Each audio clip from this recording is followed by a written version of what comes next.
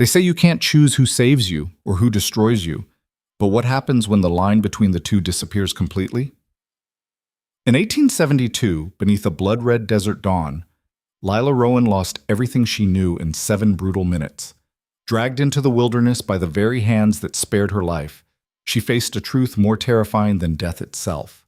Survival demands you become someone else entirely. This is a story of fire and mercy, of violence and unexpected grace, where choosing your own fate might cost you everything you once believed.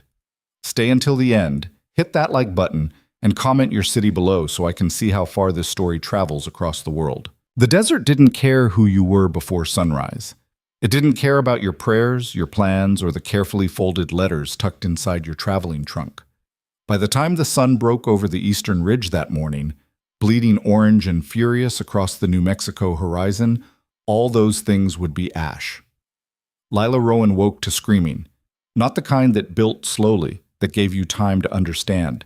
This was immediate, primal, the sound of the world tearing itself apart. She jerked upright in the cramped wagon bed, her fingers tangling in the rough wool blanket, heart already hammering against her ribs before her mind caught up to what her body knew. Something was catastrophically wrong. "Lila, get down!" Her father's voice cut through the chaos, sharp with a terror she'd never heard from him before. Reverend Michael Rowan had always been steady, unshakable, his sermons delivered with the calm certainty of a man who knew exactly where he stood with his maker. That voice was gone now, replaced by something raw and desperate. She scrambled toward the wagon's opening, her bare feet catching on scattered belongings. A hairbrush, her mother's Bible, the blue calico dress she'd been mending by firelight just hours before. The canvas flap hung open, slashed clean through, and beyond it the world had become nightmare. Riders, dozens of them, moving through the circled wagons like a flood of shadow and fury. The dawn light caught on dark skin, on weapons raised high, on horses that moved with terrifying precision. Gunshots cracked the air. Someone was crying, a high, keening sound that seemed to come from everywhere and nowhere. Smoke already rose from the Hutchinson wagon, black and oily against the pale morning sky. "Papa!" Lila's voice broke on the word. She could see him now, 20 feet away, standing in front of their wagon, with his hands raised, not in surrender, but in some futile gesture of peace, of reason, as if words could stop what was already in motion. A warrior on horseback turned toward him. The movement was almost casual, unhurried. He raised a rifle. "No!" Lila threw herself forward, but her foot caught on the wagon's edge and she tumbled hard onto the packed earth, the impact knocking the air from her lungs. She tasted copper and dust.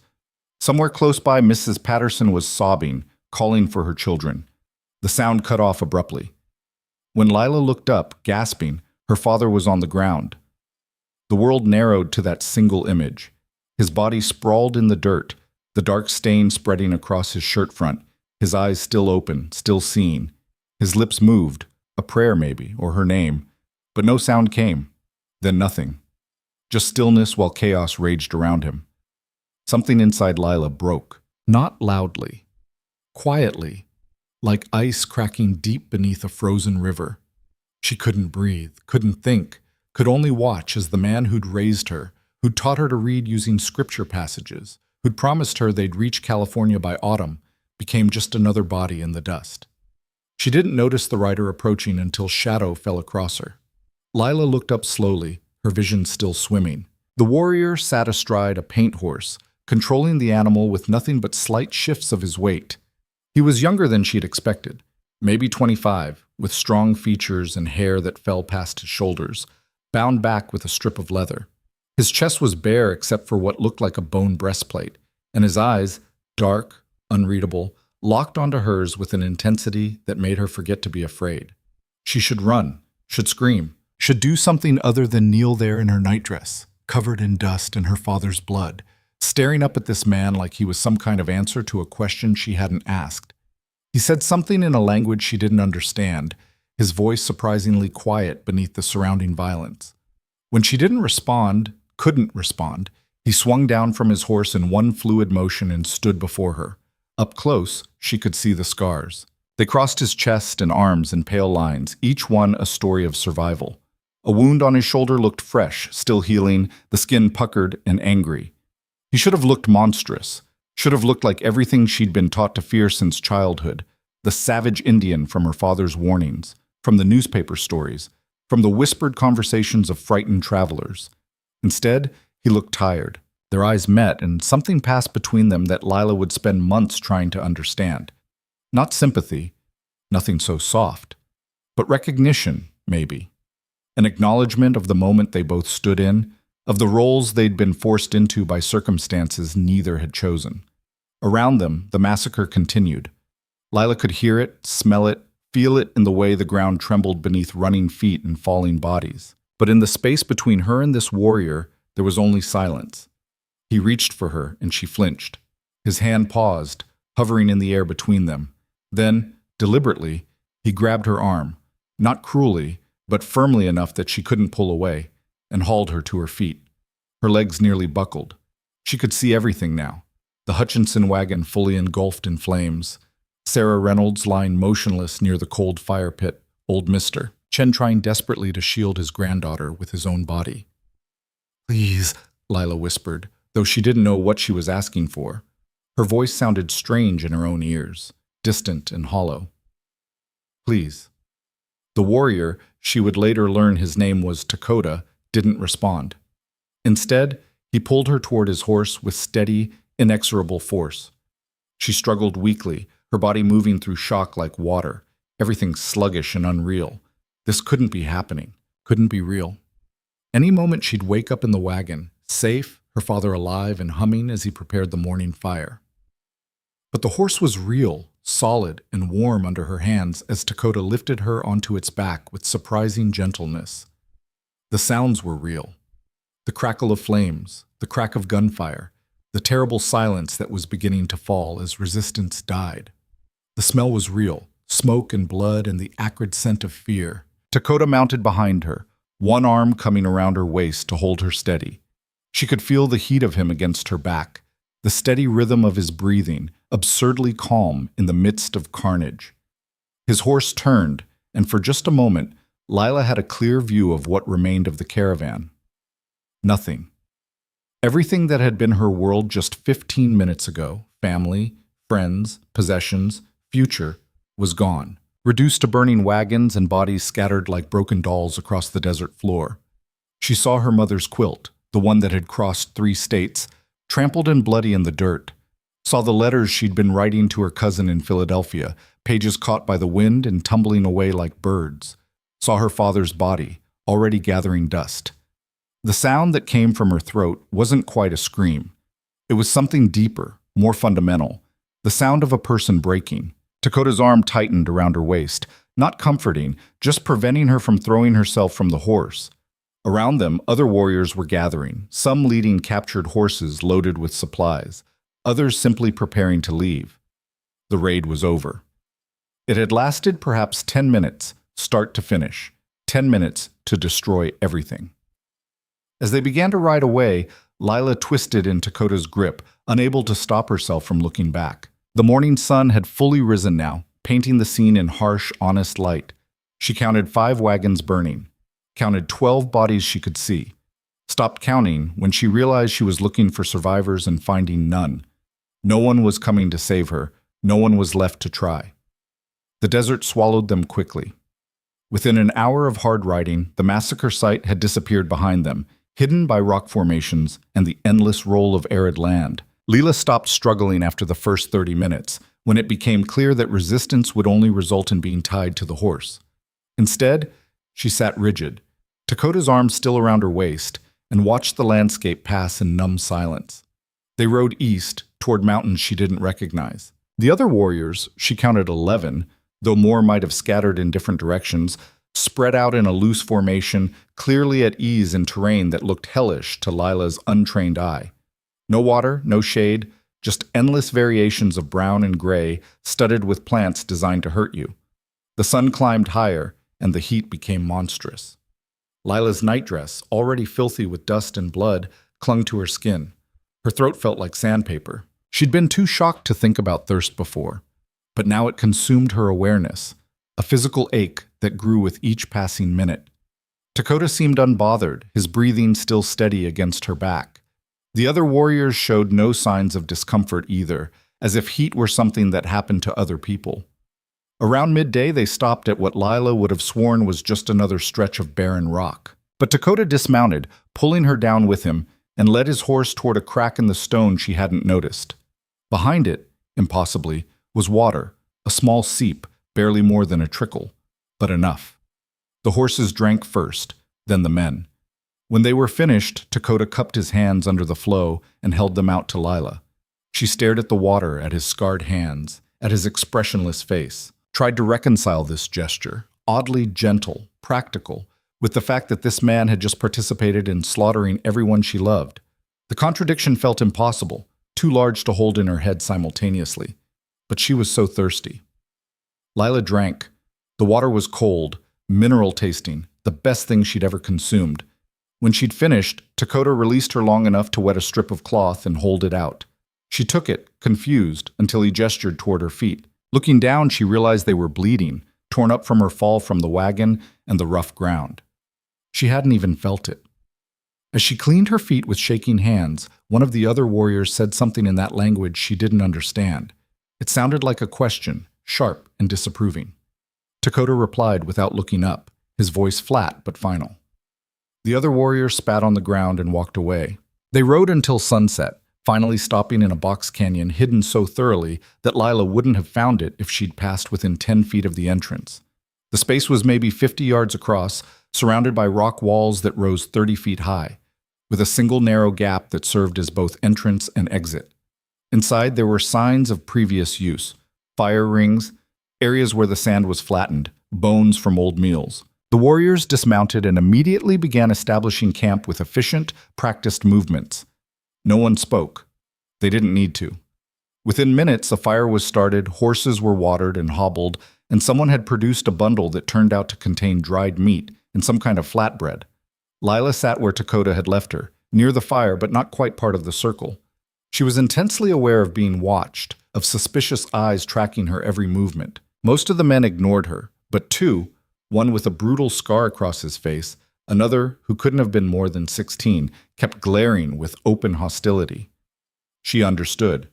To them, she was the enemy, a white settler, representative of everything that had pushed their people back, killed their families, stolen their land. That she was also a prisoner, also traumatized, also grieving, none of that mattered. She wore the face of their oppressors. Dakota brought her food, a strip of the dried meat and half of the flatbread, and set it beside her without a word. She stared at it, her stomach churning. The last time she'd eaten was yesterday evening. The caravan gathered around a cheerful fire, her father telling stories about his childhood in Pennsylvania. Mrs. Patterson had made biscuits. Sarah Reynolds had sung a song about California, her voice clear and pretty in the desert night. All of them dead now. All of them ash. "I can't," Lila whispered, pushing the food away. Dakota picked it up and held it out again, his expression unchanged. When she shook her head, he said something in his language, his tone leaving no room for argument. Then, perhaps realizing she didn't understand, he pantomimed eating with exaggerated patience, like she was a child who needed simple demonstration. "I said I can't." Her voice broke on the last word. He studied her for a long moment. Then, with deliberate slowness, he tore off a piece of the meat and put it in his own mouth, chewing and swallowing in full view. The message was clear, not poisoned, safe. Eat. Lila took the food with shaking hands. It tasted like nothing, like dust, but she forced herself to swallow. Dakota watched until she'd finished both the meat and bread, then nodded once and moved away to join the other men. Night fell fast in the desert. One moment the canyon walls were painted orange by the setting sun. The next they were black silhouettes against a sky full of stars. More stars than Lila had ever seen, even in all their weeks of travel. They seemed close enough to touch, close enough to fall into. She sat hugging her knees, shivering despite the fire. Someone had given her a blanket, rough, woven from some fiber she didn't recognize, but it did little against the cold that was more than physical. Around her the warriors talked in low voices, their language flowing like water, full of sounds she couldn't replicate. Occasionally someone laughed, the sound jarring in its normalcy. How could they laugh? How could they sit there, comfortable and easy, after what they'd done? But even as the thought formed, Lila recognized its hypocrisy. Her own people had done worse. She knew the stories, had heard them whispered even when her father tried to shield her from such knowledge. Entire villages wiped out, children killed, treaties broken before the ink dried. The land she'd been traveling to claim in California? Whose land had it been first?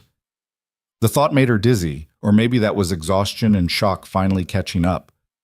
Her eyes kept closing despite her fear, her body demanding rest, even as her mind raced with images she couldn't escape. Her father falling, Mrs. Patterson's screams cutting off, the smell of burning canvas and flesh. She must have made a sound because suddenly Dakota was there, crouching beside her. Up close in the firelight, she could see his face more clearly. Strong nose, high cheekbones, a mouth set in a hard line that looked like it had forgotten how to soften. But his eyes, there was something in them that wasn't quite cold, wasn't quite cruel. Watchful, maybe. Guarded. Why? The word came out hoarse, barely audible. Why am I? She couldn't finish either question. Why did you kill them? Why am I alive? Both felt equally impossible to articulate. Dakota didn't answer. Perhaps he didn't understand. Perhaps he did and simply had no answer to give. Instead, he adjusted the blanket around her shoulders, tucking it more securely, his movements impersonal but not rough. Then he pointed to a spot near the fire where someone had laid out another blanket. Sleep, he said in accented but clear English. Lila stared at him, shocked. You speak? But he was already walking away, returning to his place among the other men. She watched him settle by the fire, watched the way the others made space for him, deferred to him slightly. A leader, then. Or at least someone of importance. The man who'd killed her father spoke English. The man who'd saved her life spoke English. The same man. Lila lay down on the blanket he'd indicated, pulling the rough covering over herself. She wouldn't sleep. Couldn't possibly sleep. Would stay alert. Watch for an opportunity to escape, too. She was asleep within minutes, her body overriding every protest her mind could muster. And if she dreamed of gunfire and blood, and her father's eyes going empty, if she woke several times gasping and disoriented, no one acknowledged it. The warriors took turns keeping watch, their silhouettes dark against the stars, and the fire burned down to embers as the desert night deepened around them. When Lila woke at dawn, stiff and aching and more tired than before she'd slept, the camp was already being dismantled. The men moved with the same efficient silence as the night before, erasing all evidence of their presence with practiced ease. Dakota appeared with more of the flatbread and a water skin, which he handed to her without comment. She drank carefully, remembering how precious water was out here. The bread was easier to stomach this morning, though her grief sat in her chest like a stone, making every swallow difficult.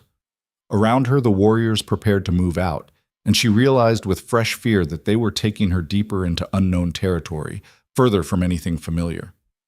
Not that familiar existed anymore. The world she'd known had ended yesterday morning in 7 minutes of violence. They rode for 3 more days. 3 days of endless desert, broken only by brief stops at water sources that seemed known only to these men.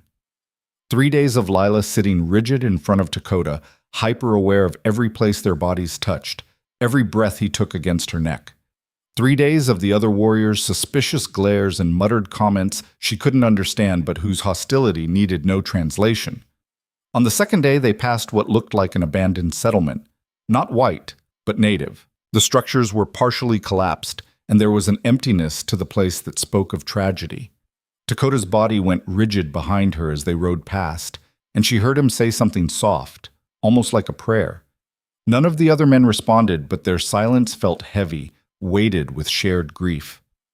They'd lost people too, she realized, had their own massacres to remember, their own ghosts to carry. On the third day, they entered the mountains. The change was dramatic. One moment they were in the open desert, exposed and vulnerable under the vast sky. The next, they were winding through narrow passes between towering rock formations, the air noticeably cooler, the landscape suddenly dramatic with shadows and hidden spaces. Lila saw plants she didn't recognize, birds that wheeled overhead calling warnings, and once, impossibly, a stream of actual running water. As they climbed higher, following a path only the warriors could see, Lila caught glimpses of something ahead, signs of habitation. smoke rising from a canyon, the distant sound of voices, dogs barking.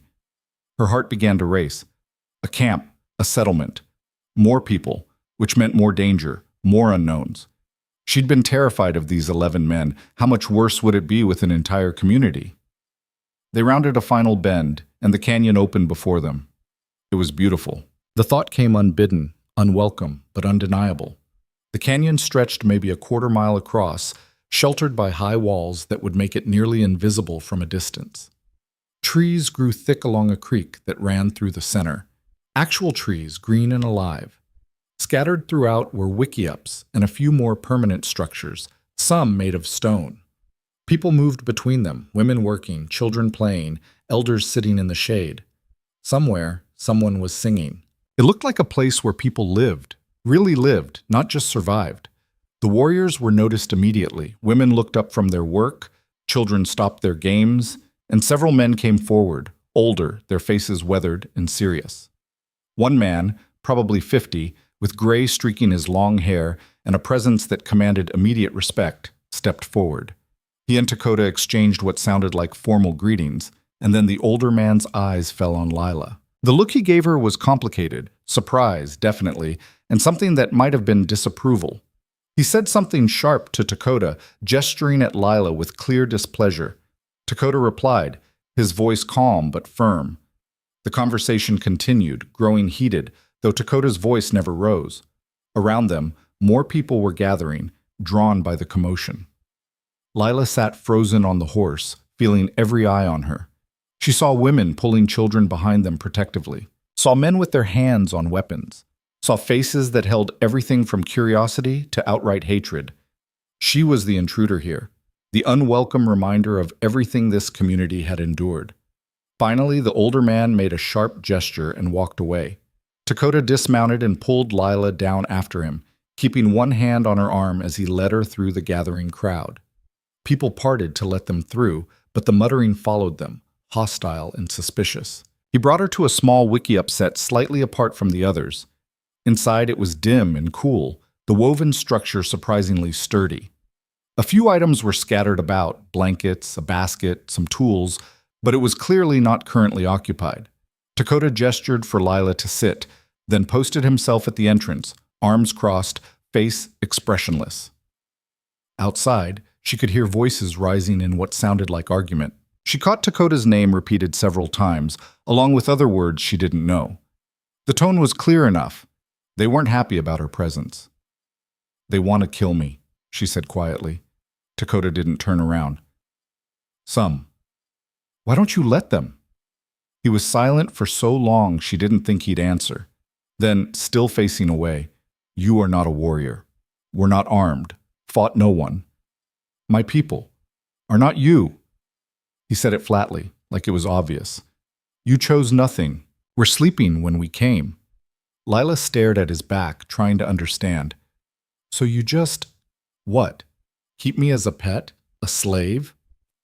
"Keep you alive." He finally turned to face her, and his expression was harder than before. "That is enough. That is all." A woman appeared at the entrance, and Dakota stepped aside to let her pass. She was perhaps 40, with kind eyes and hands that looked like they'd done hard work all her life. She carried a bundle which she set down near Lila, clothing, it looked like, and a water skin. She said something to Dakota in their language, glancing at Lila with what might have been sympathy. Dakota nodded and replied briefly. The woman gave Lila one more long look, then left. "Aita," Dakota said, gesturing after the woman. "She will help you, teach you. Listen to her." Then, as if that settled everything, he left too, leaving Lila alone in the dim wickiup with a bundle of unfamiliar clothes and 1,000 questions no one would answer.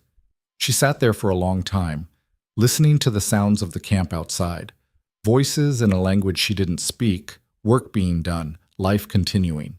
Her own life, meanwhile, had stopped. Everything she'd been, daughter, traveler, girl with dreams of California, and a future she'd spent hours imagining, was gone. Dead in the dust with her father. What was she now? The question had no answer. Not yet. Maybe not ever. Eventually, Lila opened the bundle Aita had left.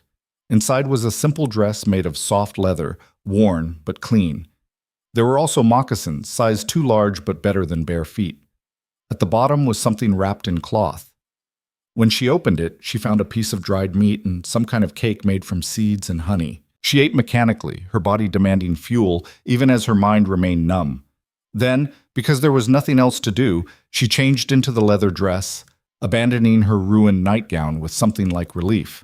The dress was strange, no buttons, no corset, nothing restrictive, but surprisingly practical. The moccasins were too big, as expected, but she stuffed them with dried grass from the wickiup floor, and they held well enough. When she emerged, late afternoon sun was slanting across the canyon. People were still working. Women grinding something in stone bowls, men working on weapons or tools, children running between the wickiups with surprising freedom. It looked almost peaceful, almost normal. If you didn't think about what had happened 3 days ago, if you didn't remember the screaming. Aida appeared from nowhere, making Lila jump. The older woman smiled slightly and gestured for Lila to follow. She led her to the creek, where several other women were working, washing clothes, filling water containers, talking in low voices. They fell silent when Lila approached, their faces closing off. Aida spoke, her tone firm but not unkind. The other women didn't respond, but they didn't leave either. After a moment, Aida handed Lila a basket and pantomimed filling it with water from the creek. The message was clear. Work, contribute, earn your place. Lila knelt by the creek and filled the basket, her hands shaking. The water was cold, mountain-fed, so clear she could see every stone on the bottom. She watched her reflection waver on the surface, a stranger's face, pale and hollow-eyed, framed by tangled hair and wearing clothes she didn't recognize. She didn't look like a preacher's daughter anymore. She didn't look like anything at all. As the sun set over the canyon, painting the high walls gold and crimson, Lila carried water back and forth under Aida's patient direction. The other women slowly resumed their work and conversations, though they still watched her with wary eyes. Children peeked at her from behind their mothers, curious but cautious. And somewhere in the camp, Dakota stood with a group of men, discussing things she couldn't hear in a language she didn't understand, making decisions about her fate that she had no voice in. This was her world now. This canyon, these people, this strange half-life between prisoner and something else she couldn't name. Her father's body lay 3 days right away, already scattered by scavengers. Her mother had died 2 years ago from fever. She had no siblings, no family waiting in California, no one in the world who would even know she was gone. Lila set down the water basket and looked up at the first stars appearing in the darkening sky. They were the same stars she'd seen from the wagon, the same stars that had witnessed her father's murder and her capture, the same stars that would keep shining whether she lived or died, whether she gave up or kept fighting. She chose to keep fighting, not because she had hope, not because she believed things would get better, but because surrender felt like another kind of death, and she'd seen enough death to last a lifetime. The desert had swallowed her old world. Fine. She'd learned to breathe this new air, to walk this harsh ground, to survive in a place that wanted her dead. She'd learn. She'd adapt. She'd endure. And maybe, somehow, she'd find a way to become more than just a girl who'd been in the wrong place when the world burned. The first week passed in a blur of exhaustion and humiliation. Aida became Lila's shadow and keeper, patient but unyielding. Every morning before dawn, the older woman would appear at the wickiup entrance, pulling Lila from whatever restless sleep she'd managed to find. There were no explanations, no gentle introductions to this new life. Just work. Endless, back-breaking work that left Lila's hands blistered and her body aching in places she hadn't known could hurt. She learned to grind corn between stones until her shoulders burned, learned to carry water without spilling, to recognize which plants were edible and which would kill you, to start a fire without matches using methods that seemed impossible until suddenly, miraculously, they weren't. Aida taught through demonstration and repetition, speaking slowly in her own language, occasionally mixing in English words that Lila clung to like lifelines. "Water?" Aida would say, pointing to the creek. "Toe. Toe," Lila would repeat, the unfamiliar sound clumsy in her mouth. "Fire. Ko. Ko." The other women watched these lessons with expressions ranging from amusement to contempt. Some ignored Lila entirely, turning away when she approached as if she were invisible. Others were more direct in their hostility. On the third day, when Lila accidentally knocked over a basket of gathered seeds, a younger woman named Nasha spat something that needed no translation, her face twisted with hatred. Aida had stepped between them, speaking sharply, but the damage was done. Lila had seen herself reflected in Nasha's eyes. Enemy, intruder, the face of every violation this community had endured. She couldn't blame them. Wouldn't. Every time she caught sight of her own pale skin, so starkly different from everyone around her, she understood their rage. Her people had done this, had created the circumstances that led to desperate raids, to violence, to children like the ones playing in this canyon growing up knowing that survival meant becoming hard. Dakota, she rarely saw. He was gone most days, hunting or scouting or whatever it was the warriors did. When he was in camp, he moved through it with quiet authority, speaking to the elders, checking on supplies, occasionally stopping to show a young boy how to properly hold a bow. He never approached Lila, never checked on her, never acknowledged her existence beyond a brief glance that might have been assessment or might have been nothing at all. She told herself she was relieved, told herself his distance was a blessing, that she didn't want his attention anyway. But late at night, lying in the wickiup that still felt foreign and exposed, she sometimes wondered why he'd taken her at all if he was just going to abandon her to figure this out alone. On the 8th day, everything changed. The morning had started normally enough. Aida had woken her, led her to the creek for washing, then set her to work repairing a torn blanket. The weaving technique was different from anything Lila knew. Over, under, pull tight, fingers moving in patterns that her Philadelphia-raised hands struggled to replicate. She was concentrating so hard that she didn't notice the commotion at first. Then someone screamed. Lila's head snapped up, her heart immediately racing. The sound had come from near the eastern edge of camp, where the wickiups gave way to open space before the canyon walls. Women were running, converging on something, their voices high and frightened. Without thinking, Lila dropped the blanket and followed. A group had formed around something on the ground. Lila pushed through, earning sharp looks and muttered protests, until she could see what held their attention. A child. A boy. Maybe 5 years old, lying motionless on the packed earth. His skin had a gray pallor beneath the brown, and his breathing came in shallow, rattling gasps. A woman, his mother, Lila guessed from her anguished face, knelt beside him, speaking frantically to the older woman who Lila recognized as some kind of healer. The healer was examining the boy with practiced hands, her expression grave. "What happened?" Lila asked, though she didn't expect anyone to answer. "Bit," someone said in accented English. "Snake." Lila's stomach dropped. She'd seen a man die of snakebite during the wagon journey, watched him suffer for hours before the venom finally stopped his heart. Out here, with no doctor, no proper medicine, this child had no chance. The healer was mixing something, grinding herbs with frantic speed, but her hands were shaking, and her face held the look of someone who knew she was losing. The boy's breathing grew more labored, his small body starting to convulse. His mother made a sound like an animal in pain. Lila found herself stepping forward before she'd decided to move. "Let me see him." Every head turned toward her. The healer said something sharp, protective. The mother's face twisted with confusion and anger. Someone grabbed Lila's arm, trying to pull her back. "Please." Lila shook off the restraining hand. "I've seen this before. I know. I might be able to help." "You know nothing," Nasha spat, suddenly there, her face furious. "Go back. You are not wanted here." "My father—" Lila's voice cracked on the word, but she pushed through. "My father helped a man who got bit. I watched. I remember what he did."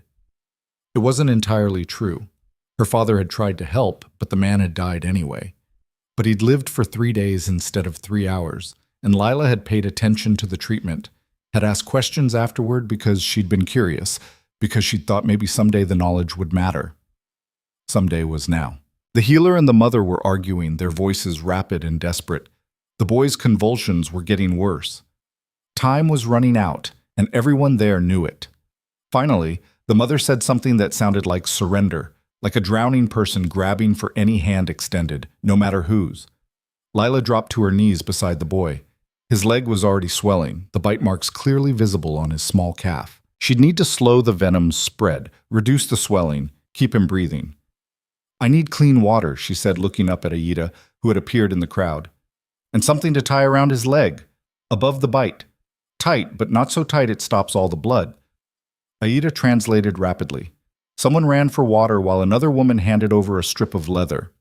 Lila tied it around the boy's thigh with shaking hands, trying to remember exactly how tight her father had made it. Too loose, and it would do nothing. Too tight, and she'd kill him herself. Something cold, she said next. Ice if you have it, or the coldest water you can find. We need to bring down the swelling. More rapid translation. The healer was watching her now with intense focus, no longer trying to push her away. She said something to Aida in a tone that might have been a question. She asks what medicine, Aida translated. Lila closed her eyes, trying to remember. Her father had used something from his medical bag, but what? Something to draw out the poison, something to fight the fever that would come. She'd seen him crush leaves. What kind? Her mind raced through memories, trying to grasp details she'd never thought she'd need. Does she have anything that fights infection? Lila asked desperately. Anything that draws out poison from wounds? The healer thought for a moment, then barked something to the watching crowd. Two young girls ran off, returning moments later with various plants. The healer held them up one by one, and Lila stared at each, trying to match them to anything she'd seen her father use. That one. The one with the broad leaves and the bitter smell. She'd seen it before back in Pennsylvania, watched her father make a poultice from it when someone got an infected cut. That one, she pointed. Crush it into a paste, put it directly on the wound. The healer moved quickly, her earlier doubt apparently set aside in the face of the child's deteriorating condition. While she worked, Lila checked the tourniquet, loosened it slightly when the boy's foot started turning purple, then tightened it again. She'd seen her father do this, repeatedly adjusting it, walking a knife's edge between too much and too little. Someone brought cloths soaked in cold water, and Lila placed them on the boy's forehead and around the swollen leg. His convulsions were slowing, but she couldn't tell if that was improvement or if he was simply too weak to continue seizing. His breathing remained ragged, his skin too pale. Talk to him, Lila said to the mother, who knelt frozen beside them. Keep him conscious. Don't let him slip away. The woman didn't seem to understand, but Aida translated, and the mother immediately began speaking to her son, her voice breaking but steady. She stroked his hair, called his name. Ashki, Lila heard. Told him stories in a voice thick with tears. Time became strange. Lila couldn't have said if they knelt there for minutes or hours. The sun climbed higher, heating the canyon. More people gathered to watch. At some point, Dakota appeared at the edge of the crowd, his face unreadable. Lila felt his presence like a physical weight, but didn't look up, couldn't afford to lose focus. The healer applied the poultice with careful hands, then bound it in place. She and Lila worked in silent coordination, their earlier antagonism forgotten in the shared desperation to save this child. Every few minutes, Lila would adjust the tourniquet, check the boy's breathing, replace the cooling cloths. The healer added other medicines, things Lila didn't recognize, chanting something that might have been prayer or might have been medical instruction passed down through generations. Slowly, impossibly, the boy's breathing began to steady. The change was so subtle that at first Lila thought she was imagining it. But no, his chest was rising and falling more regularly, the awful rattling sound diminishing. The convulsions had stopped completely. His color was still terrible, his legs still swollen and angry, but something in his face looked less death-marked than before. Is he? The mother began, her voice barely a whisper. Don't know yet, Lila said honestly. But he's fighting. He's still fighting. 2 hours later, Ashki opened his eyes. He was weak, confused, clearly in pain, but alive, conscious. The crowd that had maintained its vigil let out a collective breath. The mother clutched her son with a carefulness born of terror, tears streaming down her face as she whispered what had to be thanks to every ancestor and spirit she could name. The healer looked at Lila for a long moment, her weathered face thoughtful. Then she did something Lila hadn't expected. She reached out and squeezed Lila's shoulder, a brief gesture that held more meaning than words could carry. Respect, acknowledgement, maybe even the beginning of acceptance. Aida helped Lila stand, her legs shaky from kneeling so long. As the crowd began to disperse, now that the immediate crisis had passed, Lila felt their eyes on her. Different than before, still wary, still uncertain, but with something else mixed in. Curiosity, maybe. Reconsideration. Nasha stood at the edge of the group, her face a mask of conflicting emotions. For a moment, Lila thought she might spit again, might say something cruel. Instead, she simply turned and walked away, her rigid back speaking volumes. Dakota remained. As the others left, he moved closer, his dark eyes fixed on Lila with an intensity that made her want to look away. She forced herself to hold his gaze. "You did not have to do that," he said quietly. "I did, actually." Lila's voice came out harder than she'd intended. "I couldn't just stand there and watch him die. Most here would have let you, would have blamed you when he failed to survive." "I know." She did know. If Ashki had died, it would have been her fault. The white woman's curse, the enemy's poison, spreading even in her attempts to help. She'd understood the risk and done it anyway because the alternative, watching a child die when she might possibly be able to help, was unbearable. Dakota studied her for another moment, then nodded slowly, as if she'd passed some test she hadn't known she was taking. "The boy's name means boy in your language. His mother thought she would have only daughters. When he came, she had no name ready, so she called him boy and it stayed." "Why are you telling me this?" "So you know who you saved." He turned to leave, then paused. "You speak our tongue poorly, but your hands know healing. That matters more than words." He walked away before she could respond, leaving Lila standing alone in the afternoon heat, exhausted and shaking and somehow, inexplicably, feeling more present in her own skin than she had since the massacre. After that day, everything shifted. The changes were subtle at first. Women who had turned away before now nodded when she passed. Children who had hidden behind their mothers began to peek out with open curiosity. Someone left a better blanket outside her wickiup, and when she tried to return it, Aida just shook her head and smiled. Nasha still glared, but even her hostility seemed less sharp, more ritualistic than genuine. They had established their positions. Nasha would hate her on principle, and Lila would accept that without protest. And having done so, they could at least exist in the same space without incident. The healer, whose name Lila learned was Ahiga, began including her in healing work. Not as an equal, Lila's knowledge was fragmentary at best, learned secondhand and incomplete, but as someone worth teaching. Ahiga showed her plants and explained their uses, sometimes in her own language, sometimes in broken English, sometimes simply by demonstration.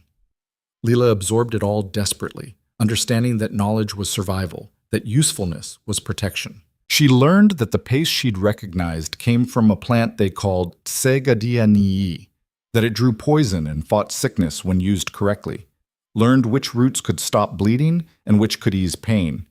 Learned that some knowledge was taught openly while other knowledge was guarded, sacred, not for outsiders, and that by acknowledging this boundary, by not pushing where she wasn't welcome, she earned more respect than demanding inclusion ever would. Ashki recovered slowly. For days he remained weak, unable to walk, his legs still swollen and painful. But the venom's worst effects had passed, and everyone knew he would survive. His mother, Desba, looked at Lila differently now, not with warmth exactly, but with something like grudging acknowledgement. She didn't speak to Lila directly, but she no longer actively avoided her either, which felt like victory. The language came easier with practice. Lila picked up words the way Ashki would eventually pick up strength, gradually, with setbacks, but undeniably progressing. She learned the words for everyday things first: food, water, fire, sleep. Then action words: come, go, help, wait. Then, slowly, more complex concepts: tomorrow, yesterday, careful, danger. Aita was a patient teacher, correcting Lila's pronunciation with gentle persistence. "Shiu," she would say, touching her own chest. "Niwi, your..." "Shiu nautsos," Lila would repeat, trying to wrap her tongue around sounds it hadn't been designed for. "My book." "We have no books here," Aida pointed out, amused. "Then I'll have to remember everything," Lila replied, and Aida had laughed, the first time Lila had heard her make that sound. Dakota remained distant, though Lila caught him watching her sometimes when he thought she wasn't looking. She didn't understand what those glances meant. Assessment, probably. Making sure his decision to spare her hadn't created problems he'd have to solve. She told herself she didn't care what he thought, that his opinion didn't matter. She was lying, but she'd become good at lying to herself. 3 weeks after Ashki's recovery, storm clouds began gathering over the canyon. They came fast, rolling over the rim like a dark flood, turning afternoon into premature twilight. The air grew thick and electric, charged with the promise of violence. People hurried to secure loose items, to bring in anything the wind might take. Children were called inside, and the animals grew restless, sensing what was coming. Lila had seen desert storms before during the wagon journey. They were different from the rain back east, harder, angrier, more dangerous. Flash floods could fill a dry wash in minutes, turning it into a drowning trap. Lightning struck with personal malice. The wind could tear away anything not tied down. She helped Aida secure their wickiup, weighting down the edges with stones, moving their few possessions to the driest corner. All around the canyon, others were doing the same, working with the efficient speed of people who'd weathered many storms and knew exactly what threatened. The first drops fell just as they finished. Within seconds, it became a deluge. Rain hammered down with shocking force, so thick it was hard to see more than a few feet. The temperature dropped dramatically, and Lila huddled in the wickiup with Aida, listening to the storm rage outside. Water began seeping through the woven walls, and they pushed their blankets and supplies toward the center, trying to keep everything dry. Thunder cracked so loud it felt physical. Lightning illuminated the wickiup in stark flashes, turning everything into momentary snapshots of black and white. The wind screamed, and Lila heard something, someone's wickiup, probably, tear loose and tumble away. Then, cutting through the storm's roar, she heard something else. A shout, high-pitched, terrified, a child's voice. Aida heard it too. She moved to the entrance, peering out into the rain, her face creasing with worry. She called out something, but the storm swallowed her voice. The shout came again, closer now, desperate. Lila pushed past Aida before the older woman could stop her, plunging out into the storm. The rain hit like fists. Within seconds, she was soaked through, her hair plastered to her face, water streaming into her eyes and mouth. She could barely see, could barely breathe, but she stumbled forward toward where she'd heard the voice. "Where are you?" she screamed, knowing the storm would steal her words. "Call out!" A flash of lightning, and she saw him, Ashki, impossibly, standing in the open maybe 30 feet away. The boy who should still be resting, who could barely walk last she'd seen him. What was he doing out here? She ran toward him, slipping in the mud, nearly falling. Another lightning flash showed her what had happened. A small kid, one of the goats, had broken loose and wandered out. Ashki must have tried to catch it, to save it, his child's logic not understanding that a goat wasn't worth dying for. But now he couldn't get back. The creek, normally a gentle flow, had become a raging torrent, swollen with runoff from the canyon walls. It stood between Ashki and safety, rising even as Lila watched, carrying debris and foam and death. The boy was crying, calling for his mother, his small voice nearly lost in the storm. He took a step toward the water and Lila's heart stopped. "No!" She reached him in 3 strides, grabbing his arm. "Don't! It'll sweep you away!" He stared at her, eyes wide with terror, probably not understanding her words but getting the meaning. She looked around frantically. The water was rising fast, already lapping at their feet. In minutes, maybe less, they'd be standing in the flood with nowhere to go. There, a rock outcropping, maybe 10 feet high, jutting from the canyon wall. If they could reach it, climb it, they'd be above the water level. Lila grabbed Ashki and ran, half carrying him. The mud sucked at her moccasins, and once she went down hard on her knees, but she forced herself up, kept moving. Behind them, she heard shouts. People had noticed, were trying to help, but the flood was between them now, and no one could cross. They reached the outcropping just as the water surged to knee height. Lila pushed Ashki up first, his small hand scrabbling for holds, his leg, the bitten one, clearly still weak. He slipped, and she caught him, boosted him higher. He found a ledge and pulled himself up. Then a wall of water hit Lila from behind. It swept her legs out from under her, pulled her into the current. She went under, tumbled, completely disoriented. Her shoulder slammed into something hard, rock or debris, she couldn't tell, and pain exploded down her arm. She broke the surface, gasped for air, went under again. This was it. This was how she died. Not in the wagon massacre, not from grief or starvation or her own attempts at healing, but drowned in a flash flood trying to save the boy she'd worked so hard to keep alive. The irony would have been funny if she'd had any air left to laugh. Then something grabbed her. A hand, impossibly strong, locked around her wrist. It pulled against the current, dragged her towards something solid. She felt rock beneath her other hand and grabbed it, held on with everything she had. The grip on her wrist didn't let go, kept pulling, relentless. Her head broke the surface, and she sucked in air and water, choking. The hand pulled her higher, out of the main current, into a relatively calm eddy behind the outcropping. She could touch bottom here, could stand if she could just get her legs under her. "Climb!" The voice was Dakota's, rough and commanding. "Now!" She climbed, barely. Her arms felt like dead weight, her shoulder screaming where she'd hit it. But Dakota's hand stayed locked on her wrist, hauling her up even as she slipped. Another hand, smaller, Ashki's, grabbed her other arm, the boy trying to help. They pulled her onto the ledge, and she collapsed, coughing up water, her whole body shaking. Dakota crouched beside her, water streaming from his hair, his chest heaving. He must have crossed the flood somehow, risked his own life to reach them. "Stupid," he said, but his voice lacked heat. "Running into a storm for a goat." "He's a child," Lila managed between coughs. He didn't understand. "I speak of you." Dakota's hand was still on her wrist, his grip now gentle but present. "You could have died." So could he. They stared at each other, rain still falling but lighter now, the storm's fury beginning to pass. Ashki was pressed against the rock, crying softly. Below them, the flood raged on, carrying away anything unlucky enough to be caught in its path. They were stuck here until the water receded. Could be hours. Could be until morning. But they were alive, all three of them, and that was more than Lila had dared hope for when she'd run out into the storm. Dakota finally released her wrist and shifted to sit beside her on the narrow ledge, his back against the rock. He pulled Ashki between them, and the boy curled into his side, seeking warmth and comfort. After a moment's hesitation, Lila did the same on the other side, her shoulder screaming but her need for shared body heat overriding the pain. "Your father," Dakota said quietly, his voice almost lost in the rain. He was the man who stood in front of his wagon, who raised his hands. It wasn't a question, but Lila answered anyway.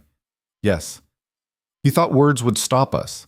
He believed in this power of peace, of understanding. Her voice cracked. He was wrong. Maybe.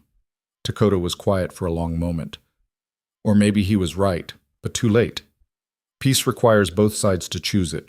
Your people chose otherwise long before that morning. So did yours. Yes. He said it without defensiveness, just acknowledgement. We raid your settlements, kill your people, take your goods. This is what we have become, what we must be to survive. "I don't understand," Lila said, and she realized it was the first honest conversation they'd had. "If you hate us so much, why save me? Why not just kill me with the others?" Dakota looked down at Ashki, who had fallen into exhausted sleep between them despite the rain and cold. "My son was 5 years old, same as this boy. Soldiers came to our village 3 winters ago. We were at peace, had signed their papers, stayed in the place they told us to stay. They came anyway." He stopped, and Lila waited, afraid to breathe, afraid to break the moment. "My wife tried to shield him. Both of them died. 23 others from our village, old people, children, women who had never raised a weapon." His voice remained flat, emotionless, but Lila heard the void beneath the words, the hole that could never be filled. "The soldiers said we had broken the treaty, had left our boundaries. They were lying, but it did not matter. Your people's truth is whatever they decide it is." "I'm sorry," Lila whispered. "I do not want your sorrow." He finally looked at her, his dark eyes holding something she couldn't name. "When I saw you in that wagon, sleeping, I saw my wife.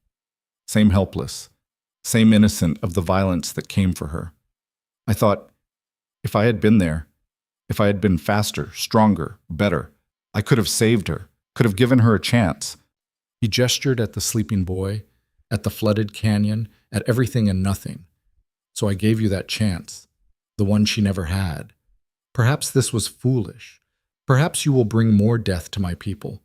But I could not. I could not kill you and see my wife's face again.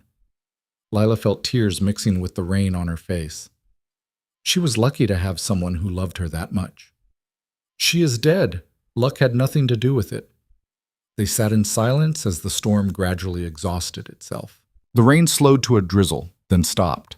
The flood began to recede, revealing the damage it had caused. Torn wickiups, scattered supplies, muddy destruction. But no bodies, Lila saw with relief. Everyone else had made it to safety. People were emerging now, calling to each other, beginning the work of salvaging what they could. Desba's voice rose above the others, frantic, calling her son's name. "Here!" Dakota shouted back. "We are here, safe!" Figures appeared on the opposite bank. Desba, Aida, others. The relief on Desba's face when she saw Ashki was almost painful to witness. She called something that had to be thanks, pressed her hands to her heart. As the water level dropped enough to be crossable, Dakota picked up the still sleeping Ashki and carried him across, moving with sure-footed confidence through the treacherous current. He delivered the boy to his mother, who clutched him fiercely, tears streaming down her face as she checked him over, touching every part of him as if to confirm he was really whole. Then, to Lila's shock, Desba turned and spoke directly to her. The words were in the language Lila was still learning, but their meaning was clear enough. "Thank you. Thank you for my son. Thank you for running into the storm." Dakota came back for Lila, offering his hand to help her cross. She took it, and his grip was steady as they navigated the still dangerous water together. On the far bank, Aida wrapped her in a dry blanket, scolding and praising in equal measure, checking the shoulder that Lila had injured in her tumble through the flood. That night, as the camp slowly returned to order, Lila lay in her wickiup, now weighted down with additional stones and somewhat worse for wear but still standing, and stared at the woven ceiling. Her shoulder throbbed, her body ached. She was exhausted beyond measure. But something had changed.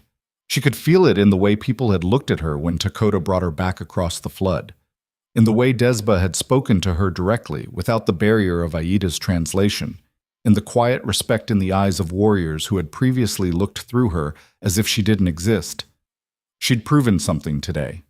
Not that she was one of them, she would never be that, and pretending otherwise would be a lie, but that she could contribute, could risk herself for their children, could choose their survival over her own safety.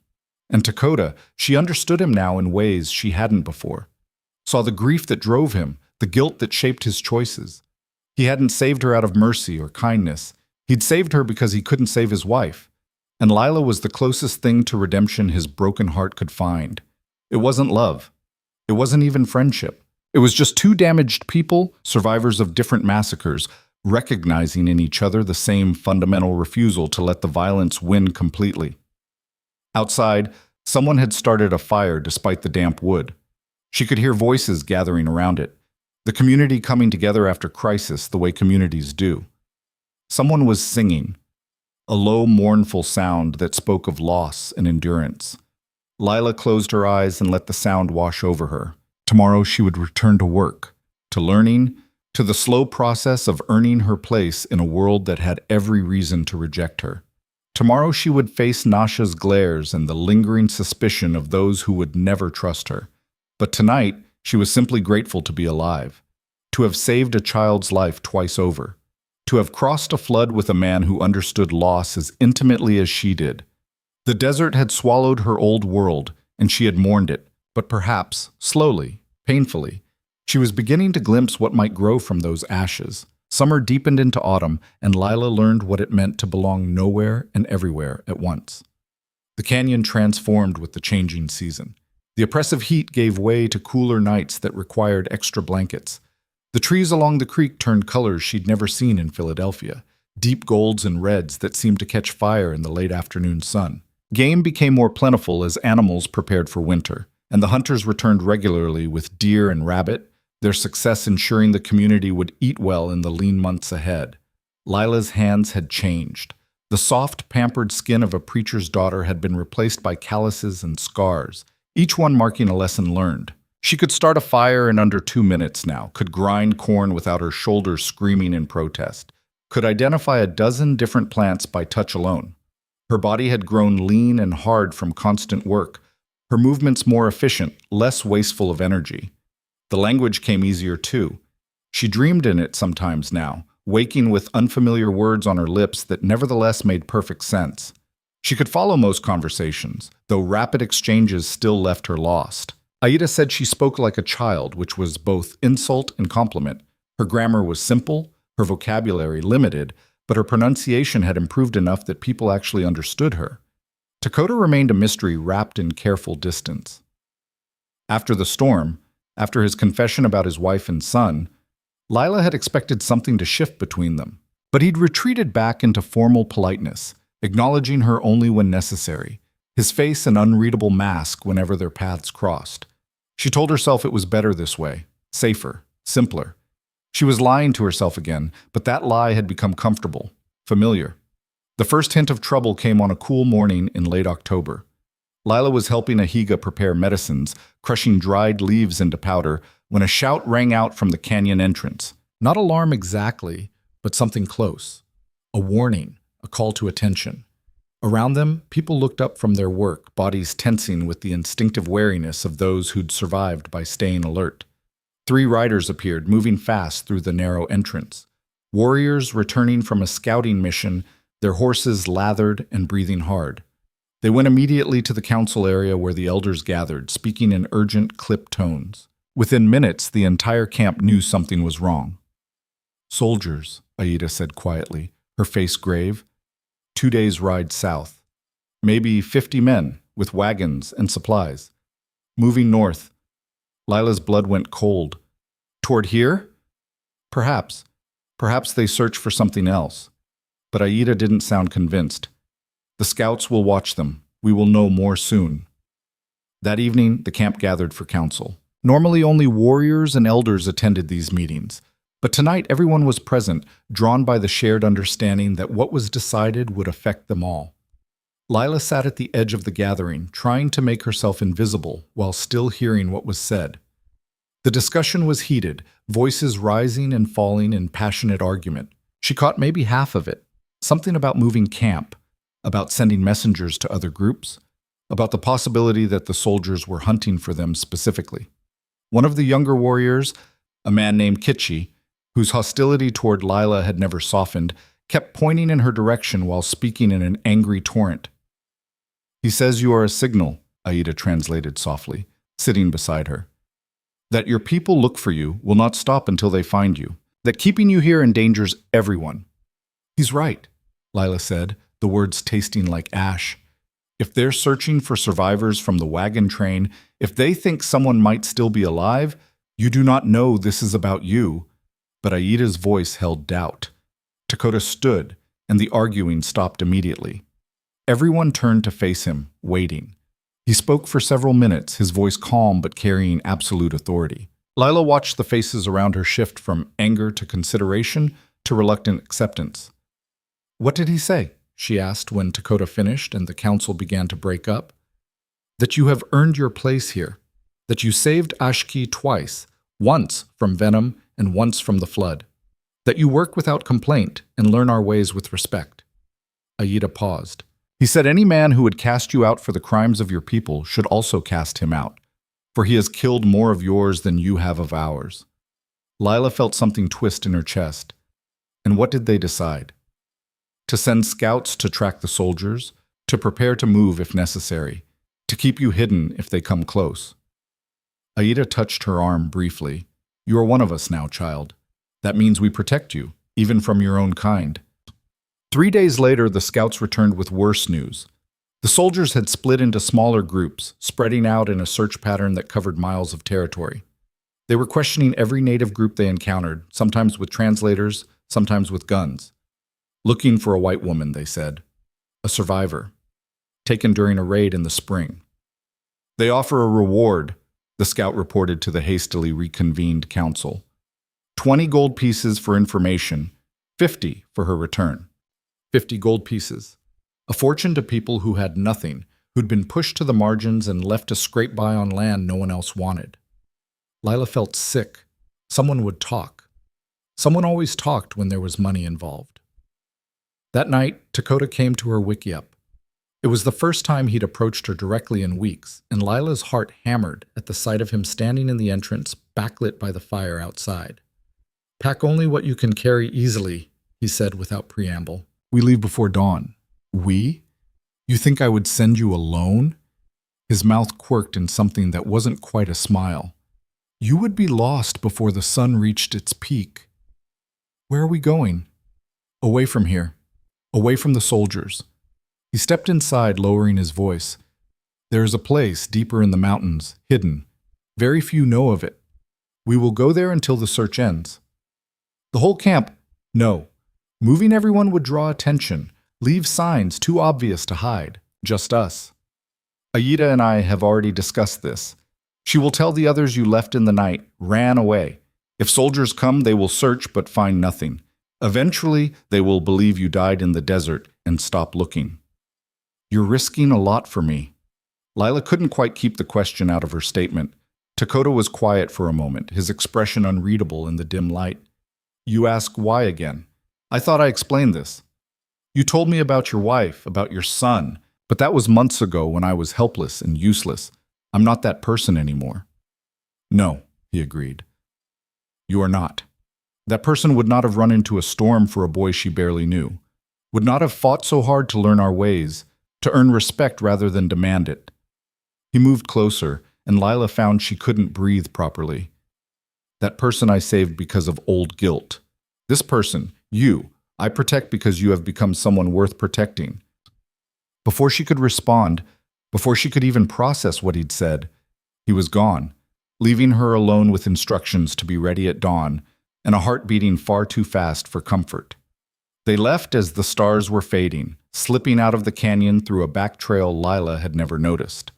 Dakota led one horse loaded with supplies, moving with the silent grace of someone who knew this land intimately. Lila followed, her few possessions wrapped in a bundle on her back, trying to step where he stepped, to leave as little trace as possible. By the time the sun rose, the canyon was miles behind them, hidden by ridges and rock formations. They climbed steadily, moving into higher country where pine trees grew thick and the air tasted thin and clean. Dakota set a punishing pace, stopping only briefly to rest the horse and check for signs of pursuit. They didn't speak.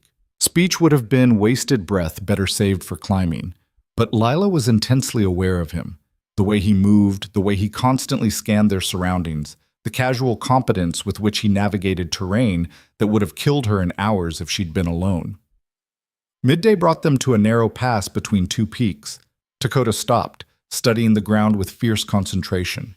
After a moment, he knelt and brushed his hand across the earth, reading something Lila couldn't see. "Someone came through here," he said quietly. "Recently. 2 riders, maybe 3. Soldiers? Cannot tell from tracks alone, but we must assume." He stood, his jaw tight. "We take a different path, longer, but safer." They turned east, following a route that required leading the horse through spaces barely wide enough for it to pass. The detour cost them hours, and by the time they stopped for the night, they'd covered maybe half the distance Dakota had planned. He made a cold camp, no fire that might give away their position, and they ate dried meat and the last of the seed cakes Aida had packed for them. The night was cold at this altitude, and Lila huddled in her blanket, watching stars appear one by one overhead. "How long until we reach this place?" she asked. "2 more days if the path is clear, longer if we must keep detouring." Dakota was scanning the darkness, always watching, always alert. "Are you afraid? Of soldiers finding us?" "Yes." "That is not what I asked." Lila considered the question beneath the question. Was she afraid of being alone with him, far from the safety of numbers, from Aida's protective presence? Was she afraid of what might happen when it was just the 2 of them, no barriers, no audience? "I don't know," she said honestly. He looked at her then, really looked at her, and something in his expression made her chest tight. "I will not harm you, Lila. Whatever else you believe, know that. I do know that." And she did. Despite everything, the violence of their first meeting, the complexity of their situation, she trusted him in ways that should have been impossible. "But I think you could hurt me anyway, without meaning to." Yes, he said quietly, and you could hurt me. This is the danger of caring for someone. There is no safety in it. They held each other's gaze for a long moment, the night around them vast and impersonal, stars wheeling overhead in their ancient patterns. Then Dakota looked away, his jaw set, and the moment passed. Sleep, he said. I will keep watch. You can't stay awake all night. I have before. I will again. But hours later, when Lila woke from a restless doze, she found him sleeping sitting up, his back against a rock, his rifle across his lap. She stayed awake for the rest of the night, watching the darkness for any sign of danger, letting him rest for the first time since they'd left the canyon. The second day brought them higher into the mountains, into country so remote that Lila saw no signs of human presence at all. No trails, no old campsites, nothing but wilderness that looked like it had never been touched. The trees grew strange up here, twisted by wind into shapes that seemed almost deliberate, almost purposeful. Late in the afternoon, as clouds gathered overhead threatening another storm, they heard horses. Dakota heard them first, his hand shooting up in a signal to stop. They froze, listening. There, the distinctive sound of hooves on stone, moving fast, maybe half a mile away but getting closer. Multiple riders. Without a word, Dakota grabbed the horse's lead and pulled it off the trail, moving quickly into a thick stand of pine. Lila followed, her heart hammering. They pushed deep into the trees, branches catching at their clothes, until Dakota found a spot where the undergrowth was thick enough to hide them. They waited in tense silence. The hoofbeats grew louder, then voices, speaking English. Lila's native tongue, which she hadn't heard in months, now sounded harsh and foreign in this wild place. Tracks ended miles back. Could have gone anywhere from there.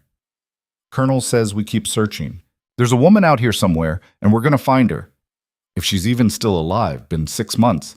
Indians probably killed her already. Or worse, rough laughter. You know what they do to white women. Lila felt Dakota tense beside her, his hand tightening on his rifle. She touched his arm, a silent plea. Don't. They're too many. It's not worth it. The soldiers passed within 30 feet of their hiding place, close enough that Lila could see their faces. Young men, most of them, dusty and tired from days in the saddle. One of them looked barely older than 16, his face still soft with youth. They were just doing their job, following orders, searching for what they'd been told to find. They had no idea the woman they sought was crouched in the trees, watching them pass, choosing to stay hidden. After the hoofbeats faded, they waited another hour before emerging. Dakota's face was dark with anger, his movements sharp and controlled in the way of someone keeping fury on a tight leash. What they said about, Lila started. I know what your people believe we do, he cut her off. I know the stories you tell about us. Savages, animals, less than human. He turned to face her, and his eyes were hard. Do you believe these stories, even now? No. The answer came immediately, without thought, because it was true. Whatever these men were, whatever violence they were capable of, they were human in all the complicated, contradictory ways that mattered.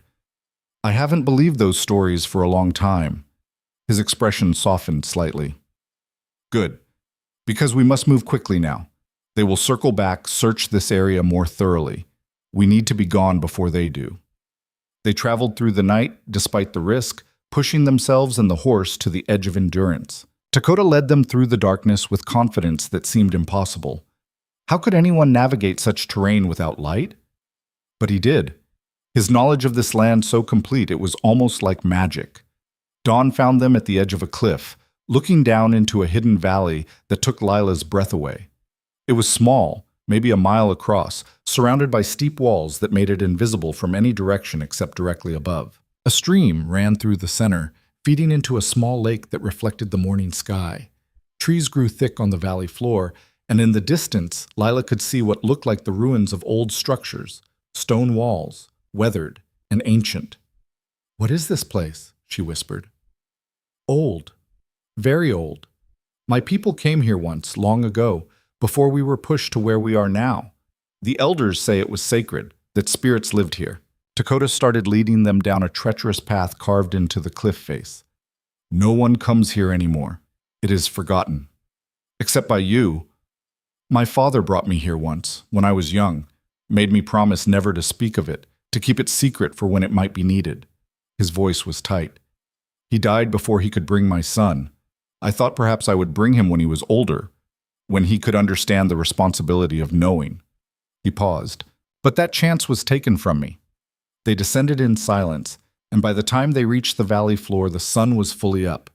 The air here felt different, cleaner somehow, charged with something Lila couldn't name. The ruins she'd seen from above were more extensive up close, the remains of what must have been a sizable settlement. Stone structures built with a skill that spoke of permanence, of people who'd intended to stay. "Who lived here?" she asked, running her hand along a wall worn smooth by centuries of wind and weather. "No one knows anymore. Before my people, before anyone's memory, just ghosts now." Dakota led them to one of the more intact structures, a building with 3 walls still standing and enough of a roof remaining to provide shelter. "This will be home until it is safe to return." They spent the rest of the day making camp, gathering firewood and food, establishing routines in this temporary refuge. The valley provided everything they needed: water, game, plants for eating, and medicine. It was, Lila realized, a kind of paradise, hidden and perfect, and completely isolated from the world that wanted to tear them apart. That night, they finally allowed themselves a fire. The risk seemed minimal here, in this deep valley where smoke would dissipate before reaching the rim. They sat across from each other in the firelight, the ancient walls around them holding shadows that danced and shifted. "How long do we stay?" Lila asked. "Until the soldiers give up and leave. Could be days, could be weeks." Dakota poked at the fire. "Are you angry, being trapped here, away from everyone?" "No." And she wasn't. Should have been, maybe. Should have been desperate to return to something resembling community. Instead, she felt oddly peaceful, as if something in her had been waiting for exactly this: isolation, simplicity, the stripping away of everything except survival, and the person sitting across from her. "I thought you might try to signal them," Dakota said quietly. "The soldiers. Thought you might take the chance to go back to your people." "They're not my people anymore, haven't been for months." Lila met his eyes across the fire. "I watched them pass, and all I felt was relief that they didn't find us. That probably makes me a traitor. Or just someone who has learned that your people is not determined by the color of your skin." He was watching her with an intensity that made it hard to breathe. "You have changed, Lila. When I took you from that wagon, you were a frightened girl who knew nothing of the world. Now I'm a woman who knows too much about it. Now you are someone who has chosen her own path, rather than accepting the one laid out for her." He stood, came around the fire, sat beside her close enough that she could feel his warmth. "That takes courage. More than most people have. I didn't have a choice. You had many choices. Could have given up. Could have gotten yourself killed through carelessness or despair. Could have stayed helpless, forced others to care for you indefinitely." His hand found hers in the darkness. "You chose differently. Chose to fight, to learn, to become." Lila stared at their joined hands, her pale skin against his darker brown, and felt something shift inside her chest, something that had been locked tight since the morning her father died, since her world had burned. It cracked open, and what came out was complicated and terrifying and undeniably real. "I don't know what I'm doing," she whispered. "Any of this. With you. With my life. With anything." "No one does." Dakota's thumb traced circles on the back of her hand, the gesture both innocent and charged with meaning. "We pretend we have plans, that we control our destinies. But the truth is we are all just surviving, moment to moment, making the best choices we can with incomplete information." "That's terrifying." "Yes. And also freeing. If nothing is certain, then anything is possible." They sat like that for a long time, hands joined, fire burning down to embers, the night vast and star-filled above their hidden valley. Lila felt something settling into place, some understanding that didn't need words. Whatever this was between them, born from violence, grown through necessity, becoming something neither had intended, it was real. Messy and complicated, and probably doomed, but real. Finally, Dakota stood, pulling her up with him. "Sleep. Tomorrow we hunt. Gather what we need for a longer stay. Tonight we rest." But instead of moving toward their separate blankets, he pulled her close, his arms coming around her in an embrace that felt like coming home to a place she'd never been. Lila pressed her face against his chest, hearing the steady beat of his heart, feeling the rise and fall of his breathing. "I'm afraid," she admitted into the darkness. "Of what?" "That this ends badly. That the soldiers find us, or we go back and people tear us apart for this, or we destroy each other because we don't know how to do anything else." "All of that is possible," Dakota agreed. "Probable, even. But would you rather we turned away now, pretended this did not exist between us?" Lila pulled back enough to see his face, shadowed and beautiful in the starlight. No, I wouldn't. Neither would I." He touched her face with a gentleness that contradicted everything she knew about his capacity for violence. "So we move forward, and whatever comes, we face it as we have faced everything else. Together." She kissed him then, or he kissed her, or they came together in a meeting that felt inevitable, like water finally finding its level. It was nothing like the chaste, hesitant kisses she'd shared with the minister's son back in Philadelphia, those fumbling attempts at romance that had felt more like obligation than desire. This was fierce and desperate and honest, tasting of smoke and survival and a hunger neither of them had acknowledged until now. When they finally broke apart, both breathing hard, Dakota rested his forehead against hers. "We cannot undo this," he said quietly. "Cannot go back to what we were before." "Good," Lila said. "I don't want to go back. I want to go forward. With you. Whatever that means." They made a bed from their combined blankets, lay down together in the ruins of a forgotten civilization, and held each other as the night deepened around them. They didn't make love. Both understood instinctively that such vulnerability required more time, more certainty than one night in hiding could provide. But they slept tangled together, drawing comfort from shared warmth, shared breath, shared choice. And if somewhere on the plateau above, soldiers camped and planned their search, if back in the canyon people worried and wondered, if the world outside their valley continued its violent spin, none of it mattered. Not tonight. Tonight there was only this: two people who'd been broken by the same forces finding in each other something that felt almost like healing. The valley held them like a secret, and for however long it lasted, that was enough. 2 weeks became 3, then 4, and the hidden valley transformed from refuge into something that felt dangerously close to home.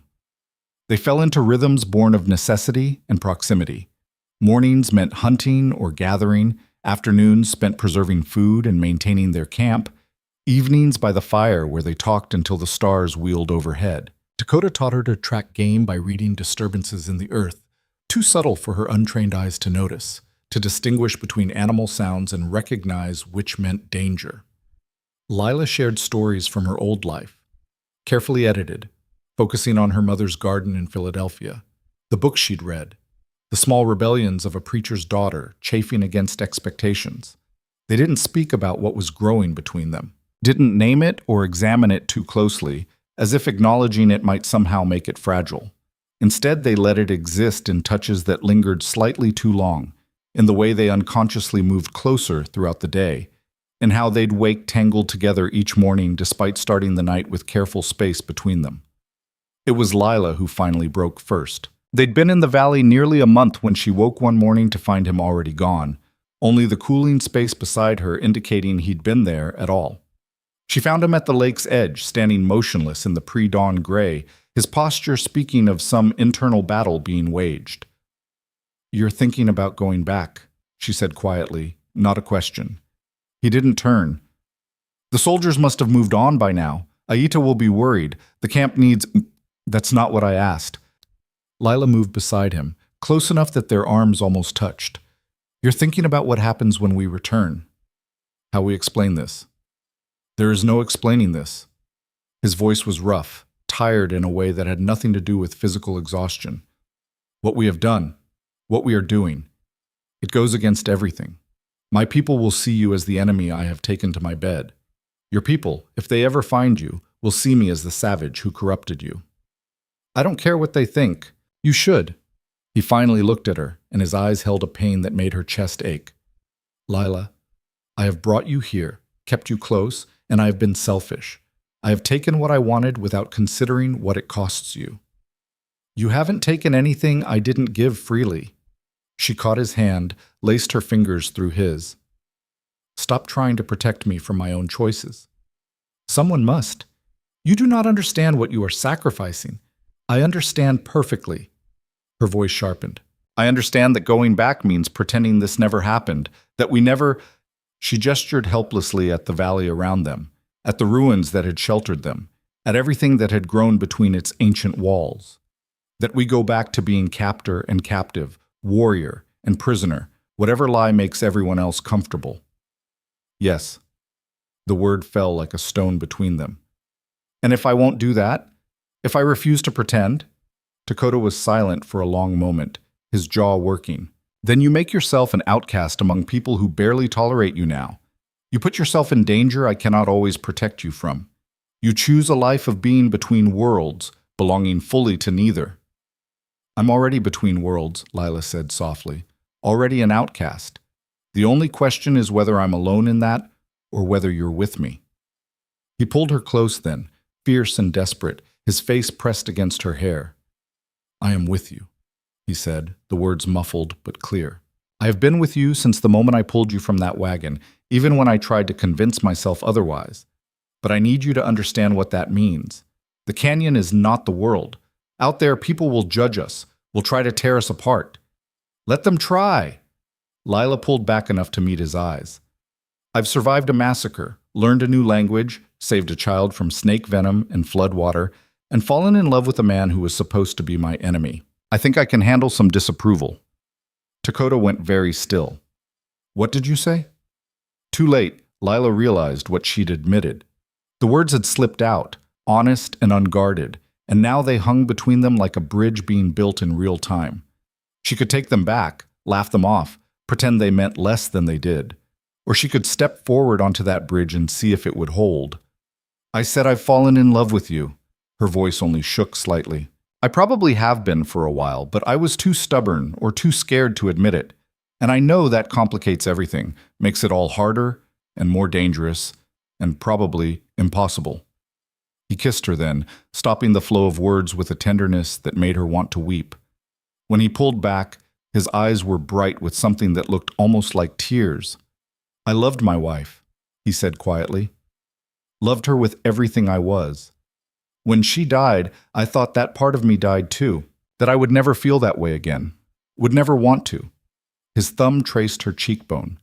But you, Lila, you have brought me back to life in ways I did not know I needed. And yes, it is complicated. Yes, it makes everything harder, but I would not trade this, would not give up what we have found here for all the simplicity in the world. They made love for the first time there by the lake, as dawn broke over the valley rim and turned the water to gold. It was clumsy and urgent and achingly tender, two people who'd survived too much finding in each other something worth surviving for. Afterward, they lay tangled together on the blanket they'd spread on the grass, skin cooling in the morning air, and Lila felt more at peace than she had since before her father died. We should go back, Dakota said eventually, running his fingers through her hair in a gesture that was becoming familiar, beloved. You were right. The soldiers have moved on by now, and Aita will worry herself sick. Will you tell them? About us? I will not hide it. His voice was firm. I will not parade it before them, will not force them to accept what they cannot understand. But I will not pretend you mean nothing to me either. If they see, they see. If they judge, let them judge. They'll do more than judge. Perhaps. But my standing in the community is not built on one season or one choice. I have fought for these people, bled for them, lost my family defending them. They may disapprove, may argue, may even ask me to reconsider, but they will not cast me out. He touched her face. And therefore, they will not cast you out either. You are under my protection. That means something.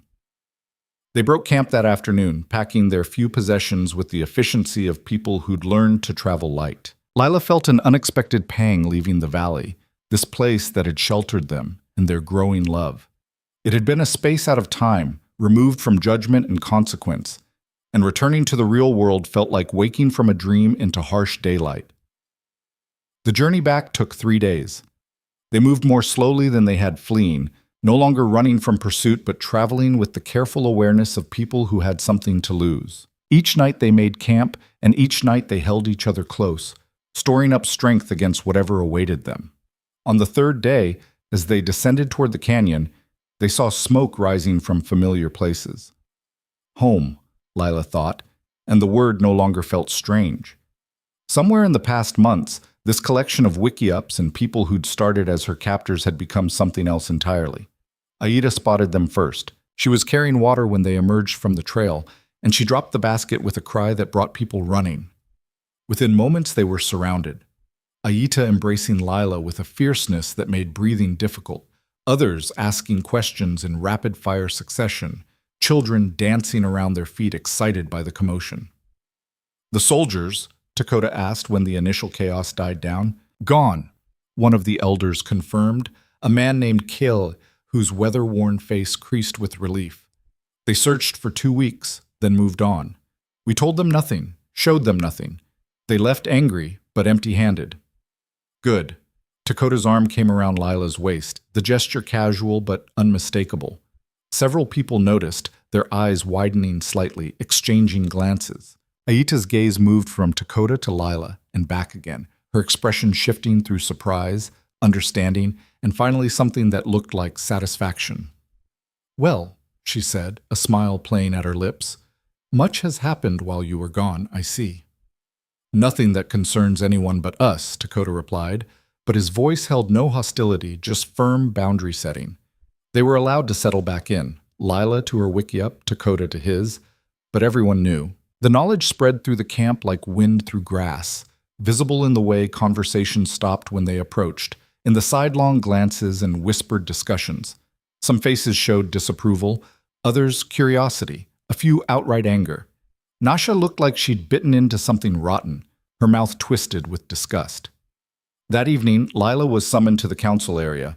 Her heart hammered as she approached, Dakota walking beside her in silent support. The elders sat in a semicircle, their faces grave and assessing.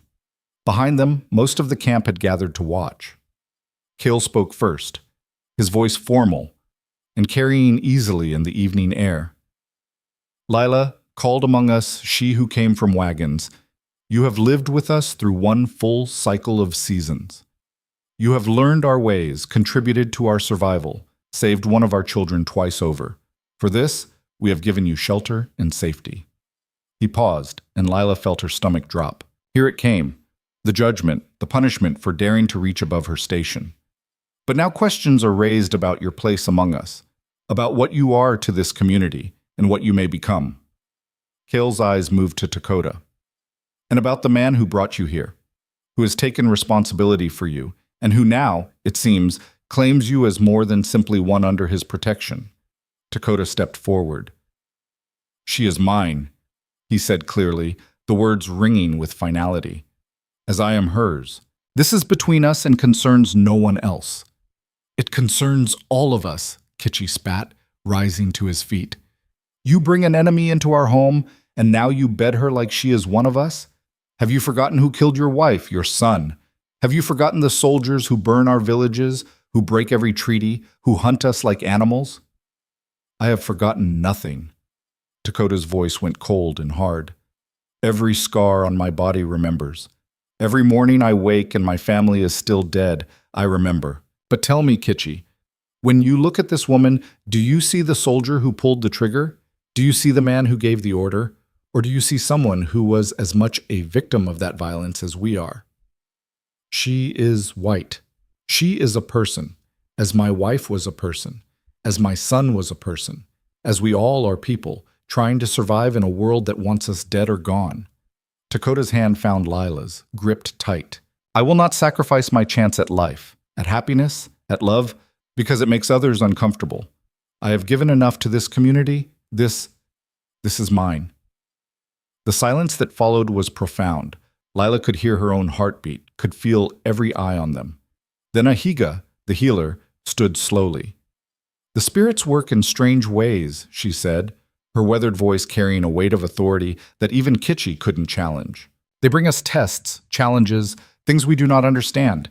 This woman came to us in blood and violence, yes, but she also came with healing in her hands, with courage in her heart, with willingness to learn. Perhaps she was meant to be here. Perhaps this union is meant to be. Who are we to say otherwise? The elders will discuss this, Cale announced after another long silence. For now, both of you, go. We will speak more when we have reached a decision. Lila let Dakota lead her away from the gathering, her legs shaking. They walked to the creek, to a spot hidden from view, and there she finally let herself collapse against him. They'll make you choose, she whispered. Me or them? Then I choose you. No hesitation, no doubt. You can't. These are your people, your family, and you are my heart. He tilted her face up, his eyes fierce. I have already lost one family. I will not lose another by being too coward to fight for what I want. 3 days passed before the elders called them back. 3 days of whispered conversations that stopped when Lila approached, of tension thick enough to taste. Dakota spent much of that time in discussion with Cale and the other elders, while Lila stayed close to Aida, trying not to think about all the ways this could end badly. When they were finally summoned, the entire community gathered again. Lila's hands were freezing despite the warm evening, and she couldn't quite catch her breath. Cale stood, his expression unreadable. We have discussed at length the question of Lila and her place among us. Many voices were raised, many concerns were shared. He paused, looking directly at her. But in the end, we return to our oldest law, that a warrior who brings someone into the community takes full responsibility for that person. That bond is sacred, not to be broken by the judgment of others. Lila felt Dakota's hand tighten on hers. Dakota has claimed full responsibility for you, Lila. He has vouched for your character, your contributions, your right to stand among us not as prisoner, but as one choosing to be here. Cale's mouth quirked slightly. And if he chooses to take you as his woman, that is his right under our traditions. We may not understand it, we may not like it, but we will respect it. The relief was so intense Lila's knees nearly buckled, but Cale wasn't finished. However, he continued, his voice harder now, know this. You stand now not as outsider granted protection, but as member of this community. That means you accept all that comes with such standing. You will be judged by our laws, held to our standards, expected to contribute fully. If soldiers come and you must fight, you fight. If we must flee, you flee with us. If hard times come, you suffer with us. There is no going back to your people, no rescue that we will allow. You are ours now, for good or ill. I understand, Lila said, her voice steady despite her racing heart. I accept these terms. Cale nodded slowly. Then welcome, Lila. Fully and finally, welcome. The gathering dispersed slowly, people returning to their evening routines. Some smiled at her and Dakota, genuine warmth in their expressions. Others looked away, disapproval written clearly on their faces, but acceptance forced upon them by tradition and the elders' ruling. Kitchi spat on the ground as he passed, but said nothing, and Lila counted that as a victory. That night, Dakota came to her wickiup carrying his own blankets and belongings. No words were exchanged. He simply set his things beside hers, creating a shared space from what had been separate, and pulled her close. Are you sure? She asked one more time, needing to hear it again. I am sure. His lips brushed her temple. I am sure of you, of us, of this choice. Whatever comes, we face it together. But what came was peace, at least for a while. The seasons turned again, winter approaching with its promise of cold nights and shortened days. Lila and Dakota settled into a partnership that felt both new and ancient, learning each other's rhythms and habits, building a life from the ashes of their separate losses. She learned to cook the foods he preferred, and he learned to give her space when she woke crying from dreams of her father. They argued sometimes, about small things mostly, learning how to navigate disagreement without destruction, and made up with a passion that left them both breathless. The community gradually accepted them, or at least stopped actively objecting. Children began approaching Lila without fear, asking her to tell stories about the strange world beyond the canyon. Women included her in their work groups without prompting. Even Nasha's hostility cooled to mere coolness, which felt like progress. Aida became something like a mother to Lila, or perhaps an older sister, someone who offered wisdom without judgment and acceptance without conditions. On the nights when Lila struggled with grief or doubt, it was often Aida who sat with her, reminding her that healing was not linear, that becoming someone new didn't mean betraying who she'd been. 2 months after their return, scouts brought news that made everyone's blood run cold. More soldiers were coming. Not searching this time, but establishing a fort less than 3 days' ride from the canyon. Building permanent structures, bringing families, planting roots in land that had belonged to Dakota's people for generations. The council met immediately, voices raised in anger and fear. Some argued for attacking the fort while it was still under construction, driving the soldiers out before they could establish themselves. Others advocated for moving the entire community farther into the mountains, abandoning the canyon that had sheltered them. "We cannot win against them," Kale said heavily. "Every time we fight, more come. For every soldier we kill, 10 more arrive seeking vengeance. We are being pushed further and further into places where nothing grows, where survival becomes harder each season." "So we just accept it?" Kitchi demanded. "Let them take everything until we have nothing left?" "We survive," Dakota said quietly. "As we have always survived, by being smarter, faster, harder to catch than they expect." But that night, lying in their shared wickiup, he admitted his fears to Lila. "It is ending," he said, his voice hollow. "Not today, maybe not even this year. But I can see it coming. My people, this way of life. We are being erased piece by piece, season by season. Soon there will be nowhere left to run." "Then we'll find a way to adapt," Lila said, though the words felt inadequate. "We'll survive however we have to." "Will we?" He turned to face her in the darkness. "Or will we simply cease to exist, our stories forgotten, our ways lost, everything we are ground into dust by people who see us as nothing more than obstacles to be removed?" Lila had no answer for that. The trajectory was clear to anyone willing to see it. The soldiers, the settlers, the inexorable push of expansion that saw this land as empty and available despite the people who'd lived here for longer than anyone could remember. Her people, she thought, with a twist of guilt and shame. Her people were doing this, had been doing this, would continue doing it until there was nothing left to take.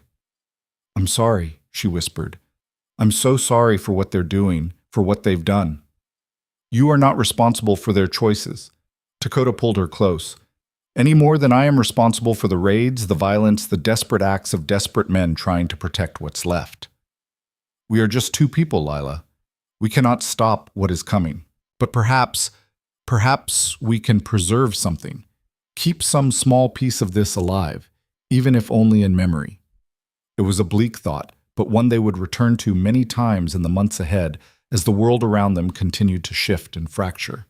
The fort grew, drawing more settlers who saw the military presence as protection, as permission to claim land that wasn't theirs. Conflicts increased, raids and counter-raids, burnings and killings on both sides, a spiral of violence that had no winners, only different kinds of losers. Through it all, Lila and Dakota held on to each other and the life they were building. They couldn't stop the flood, couldn't turn back the tide of history, but they could choose how they faced it. Together, supporting each other, finding moments of beauty and peace, even as the world burned around them. And when soldiers finally came to the canyon, drawn by a Comanchero's betrayal, seeking the warriors who'd raided a supply train, Lila stood with Dakota and the others, ready to fight or flee or do whatever survival demanded. She had made her choice, had chosen her people, her place, her love.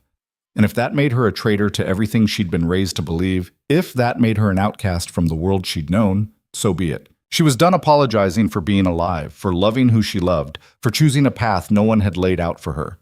She was done being defined by other people's expectations and judgments. She was simply Lila. And that was enough. The soldiers came at dawn because of course they did. Violence always seemed to prefer that particular quality of light, when the world was caught between darkness and day, when people were still shaking off sleep and reaching for weapons they'd hoped not to need. Lila woke to the sound of horses and shouting, Dakota already moving beside her, grabbing his rifle with the practiced efficiency of someone who'd prepared for this moment too many times. Outside, she could hear the camp erupting into controlled chaos. No panic, they drilled for this, but urgency that tasted like copper in the back of her throat. "How many?" she asked, pulling on her clothes with shaking hands. Dakota peered through a gap in the wickiup wall. 20, maybe more. Well armed. They know where they're going." His jaw tightened. "Someone told them." Someone sold us. The betrayal shouldn't have surprised her, but it did.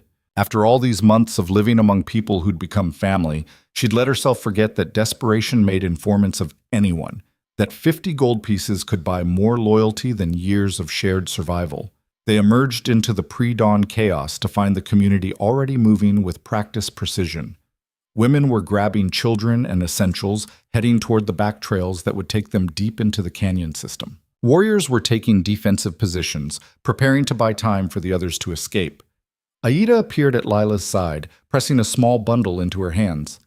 "Go," the older woman said urgently. "The back way. You know it." "I'm not running." Lila's voice came out steadier than she felt. "I'm staying to fight." "You are a target. They came for their people, and you are their people." "I'm not their people anymore." Lila checked the pistol Dakota had taught her to shoot, the weight of it foreign but familiar in her palm. "I'm yours. I stay." Aida looked like she wanted to argue, but gunfire cracked from the canyon entrance, and there was no more time.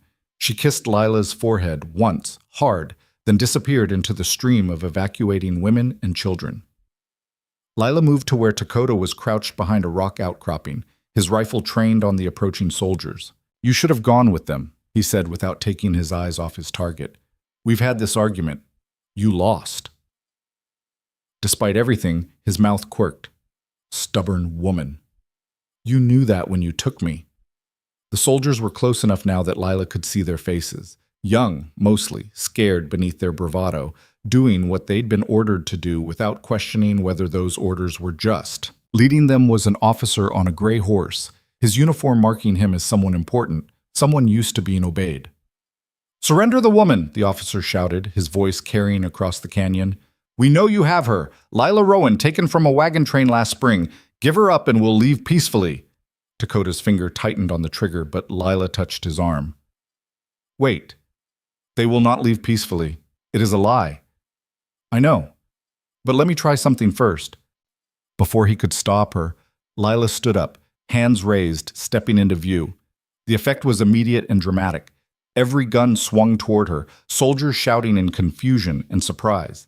The officer's horse shied, and he had to fight to control it, his face cycling through shock, relief, and something that looked almost like triumph. "Miss Rowan!" He urged his horse forward a few steps. "Thank the Almighty you're alive. We've been searching for months." "I know," Lila called back, her voice carrying in the morning stillness. "I watched you pass. I hid from you deliberately." The officer's expression shifted to confusion. "You must be confused, traumatized. These savages have held you captive, probably threatened you. No one has held me captive for 6 months." Lila's hands were shaking, but she forced them still. "I stay here by choice. I am asking you, asking all of you, to leave, now, before anyone else has to die." "That's not possible. You don't understand what you're saying, but—" "I understand perfectly, Colonel." She'd seen his rank insignia, remembered enough from her father's descriptions of military protocol to use it correctly. "I understand that you've been sent to rescue someone who doesn't want rescuing, that you're following orders that made sense until they stopped making sense, that every person here would rather you just turned around and left." "We can't do that." But the colonel's voice held uncertainty now. This clearly wasn't going the way he'd expected. "You're a white woman, an American citizen. These are hostile Indians who killed your entire wagon train. They killed some people and spared others, including me." Lila felt Dakota tense behind her, but pressed on. "And in the months since, I've built a life here. I've learned their language, their ways. I've saved lives and had my life saved in return. I've found—" She paused, choosing her words carefully. "I've found belonging here. Peace. Things I never had in the world you want to drag me back to. You can't possibly. This is madness. They've broken you somehow, twisted your mind. My mind is fine." Lila's voice hardened. "What's broken is a system that thinks it can take people's land, kill their families, and then act righteous about it. What's broken is an army that attacks villages and massacres children and then calls the survivors savages when they fight back." A murmur ran through the soldiers, some looking uncomfortable, others angry. The colonel's face flushed red. "You're speaking treason." "I'm speaking truth." Lila lowered her hands slowly, non-threatening but no longer surrendering. And here's another truth. I'm not going with you. You can try to take me by force, but people will die. Your men and mine, yes, mine, because these are my people now, will die for no reason except you can't accept that I've made a choice you don't understand. Private Henderson. The colonel didn't take his eyes off Lila. Ride forward and retrieve Miss Rowan. Use whatever force is. The shot came from Dakota's rifle, kicking up dirt 2 feet in front of the private's horse. The animal reared, and the soldier fought to control it, his face pale. The next one won't miss, Dakota called out, standing now beside Lila. Leave, while you still can. For a long, tense moment, nobody moved. Lila could hear her own heartbeat, could feel the morning sun starting to warm her back, could sense the warriors positioned throughout the canyon, all waiting for someone to make the wrong move and turn this standoff into a bloodbath. Then another voice cut through the tension, familiar in a way that made Lila's stomach drop. Lila? Lila Rowan, is that really you? A soldier pushed forward through the ranks, and Lila's breath caught. James Morrison. Her father's apprentice minister, who'd been courting her back in Philadelphia, who'd followed the wagon train west with plans to establish his own church, who'd been riding ahead scouting when the raid happened. James. The name felt strange on her tongue, a relic from a different life. He looked older than she remembered, his boyish face weathered by months of desert sun and whatever he'd endured after the massacre. His eyes held a grief that she recognized, a mirror of her own loss. We thought you were dead, he said, his voice breaking. We searched the site, found your father and so many others, but no sign of you. We hoped, but... He shook his head as if clearing it. It doesn't matter. You're alive. You're safe now. We can go home. I am home. The words came out gentler than she'd intended, because despite everything, James was part of her old life. Someone who'd known her father, who represented a world that had once made sense. Don't be ridiculous. These people, they're not your home. They're your captors. James dismounted, moving toward her with his hands out, placating like she was a spooked animal. I understand you've been through trauma, that you've had to survive by whatever means necessary, but you're free now. You can come back, be yourself again. I am more myself now than I ever was in Philadelphia. Lila held her ground as he approached. James, I'm sorry for what happened, sorry for everyone we lost, but I'm not going back. I can't.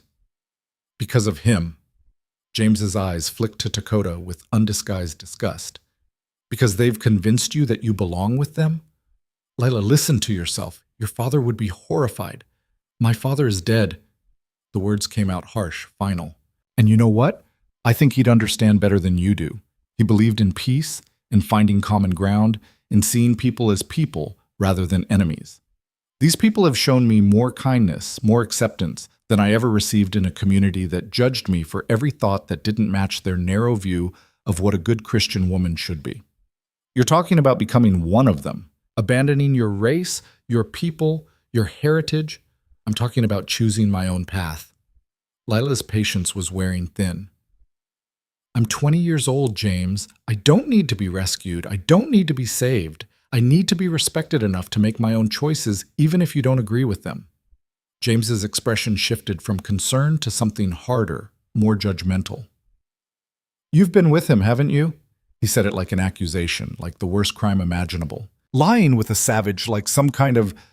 Dakota moved faster than Lila had ever seen him move, his rifle swinging up to point directly at James's chest. Finish that sentence, please. The canyon exploded with tension, every warrior raising their weapon, every soldier doing the same. The colonel was shouting orders, trying to restore control, but the situation had gone from standoff to potential massacre in seconds. Stop. Lila stepped between Dakota and James, her arms spread wide, facing the soldiers. Everyone stop! This doesn't have to end in blood. Get out of the way, Miss Rowan. The colonel's voice was hard now, all pretense of genteel rescue abandoned. We're taking you back, and we're teaching these savages what happens when they take white women. I said no! Lila's voice rang out, loud enough to carry to every person in that canyon. I'm not going, and if you try to take me, you'll have to shoot through me to do it, because I will fight you. I will fight my own people to stay here, to stay with him, to stay in the life I've built. So you need to decide, Colonel. Is dragging one unwilling woman back to civilization worth starting a war that will cost you half your men? The silence that followed was absolute. Even the morning birds seemed to have stopped singing, as if nature itself was holding its breath. The colonel stared at her, his face a mask of confusion and anger and something that might have been respect. Behind him, his men looked to each other, uncertain. They'd signed up to rescue a helpless victim, not to fight someone defending her chosen life. You realize what you're doing, the colonel said finally. The moment you make this choice public, the moment word gets back to civilization that Lila Rowan chose to stay with Indians rather than return to her own people, you become something worse than dead. You become a traitor, a cautionary tale, everything people fear and despise. I know. Lila's voice was steady now, certain. And I don't care. Let them make me a monster in their stories. Let them use me to frighten their daughters into obedience. I'd rather be free and hated than safe and caged. For another long moment, the colonel studied her. Then slowly he lowered his weapon. Stand down, he ordered his men. We're leaving. Sir, we can't just, one of the soldiers protested. We can and we are. I won't shed blood for someone who doesn't want to be saved. The colonel looked at Lila one more time, and his expression held something almost like sadness. Your choice, Miss Rowan. Live with it. I intend to. The soldiers turned their horses, beginning their retreat with far less confidence than they had arrived with. James lingered, staring at Lila with an expression that held heartbreak and betrayal. He was like a father to me too, James said quietly. Your father. He taught me everything about faith, about service, about trying to be better than the world demands.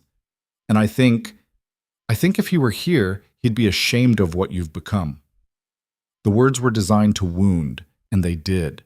But Lila stood tall, meeting his eyes. Or maybe he'd be proud that I had the courage to choose love over fear, acceptance over judgment, life over the slow death of conformity. We'll never know, James. But I have to believe, I have to hope, that the man who raised me to think for myself would understand why I'm thinking my way into a life he never imagined for me. James shook his head and mounted his horse. As the soldiers filed out of the canyon, Lila stood watching them go, Dakota's hand finding hers and gripping tight. Around them, the community slowly emerged from defensive positions, weapons lowering, the immediate danger passing even as everyone understood what had just changed. You know they will come back, Dakota said quietly. Maybe not today, maybe not this year, but they will not forget this. You have humiliated them. I know. Lila leaned into his side, exhausted suddenly, the adrenaline draining away and leaving her hollow. But we bought time. Time to prepare, to plan, to figure out how to survive what's coming. If survival is even possible. It was a question they'd been avoiding, the elephant that had grown too large to ignore. The fort getting bigger, more settlers arriving every week, soldiers patrolling territories that kept expanding, pushing the native communities into smaller and smaller pockets of land that couldn't sustain them. The trajectory was clear, complete displacement or complete annihilation, just a matter of time and method. That night, after the community had resettled and the adrenaline had fully faded, Lila and Dakota sat by the creek in their special spot, the place where they'd first admitted their feelings all those months ago. The water burbled over stones, indifferent to human drama, and the stars wheeled overhead in their eternal patterns. We can't stay here, Dakota said finally, voicing what they'd both been thinking. The canyon is known now, compromised. If they wanted, they could return with 100 men and trap us. We must move. Where? Lila asked, though she already knew the answer. The valley. The hidden valley where we hid from the soldiers. It is remote enough, secret enough, defensible enough. We could survive there. We? You mean... I mean you and I. Dakota turned to face her, his expression serious. Not the whole community. They will scatter, join other groups, find their own ways to survive. But you and I, we are too visible now, too much of a target. My people will be safer without us drawing attention. And we need a place where we can simply be, without judgment, without having to defend our choices every day. Lila's heart twisted at the thought of leaving Aida, Ahiga, Ashki, all the people who'd become family. But she also recognized the truth in his words. Her presence endangered them. Every day she stayed was another day soldiers might return, might punish the community for harboring her. When? She asked. Soon, before the snows come. His hand found hers in the darkness. I know it is not what you wanted. Exile, essentially, from both our peoples. But it's exactly what I want. Lila cut him off, squeezing his hand. A place where it's just us, where we don't have to be symbols or representatives or anything except two people trying to build a life. Yes, let's do it. They spent the next 2 weeks preparing. The community understood the necessity, even if some mourned the loss. Aida helped Lila gather supplies, medicines, seeds for planting. Kele gave Dakota advice on winter preparation, on hunting patterns in the high country, on survival strategies passed down through generations. The younger warriors, even Kichi, came to say goodbye with a respect that acknowledged Dakota's sacrifice, leaving the community to protect his woman and himself. The night before they left, the community held a ceremony. It wasn't quite a wedding by either of their people's traditions, but something in between, something new. Ahiga blessed them with smoke and words that spoke of long life and strong hearts. Aida gave Lila a blanket she'd woven herself, every thread carrying wishes for warmth and safety. Even Nasha approached, her face still holding reservations, but her words unexpectedly kind. You are braver than I thought, she said. Or more foolish, time will tell which. Probably both, Lila replied, and Nasha's mouth quirked in what might have been a smile. They left at dawn, because all important journeys seemed to begin that way. The path to the valley was long and hard, but they traveled it with light hearts, talking and laughing, stopping to make love in hidden places, living fully in each moment rather than worrying about all the moments ahead. The valley welcomed them like an old friend. They spent the first weeks establishing a proper camp, building a more permanent structure than the temporary shelter they'd used before. Dakota had learned construction techniques from his father, and Lila had learned the basics during their first stay. Together they created something sturdy, something that could withstand winter storms and summer heat, something that felt like home. They hunted and gathered, preserving food for winter. They talked for hours, sharing stories from their separate pasts, weaving together their different experiences until they had a shared history that belonged to no one else. They made love under the stars and in their shelter, learning each other's bodies with a thoroughness that came from knowing they had all the time in the world. Winter came, harsh and beautiful. Snow filled the valley, transforming it into something from a dream.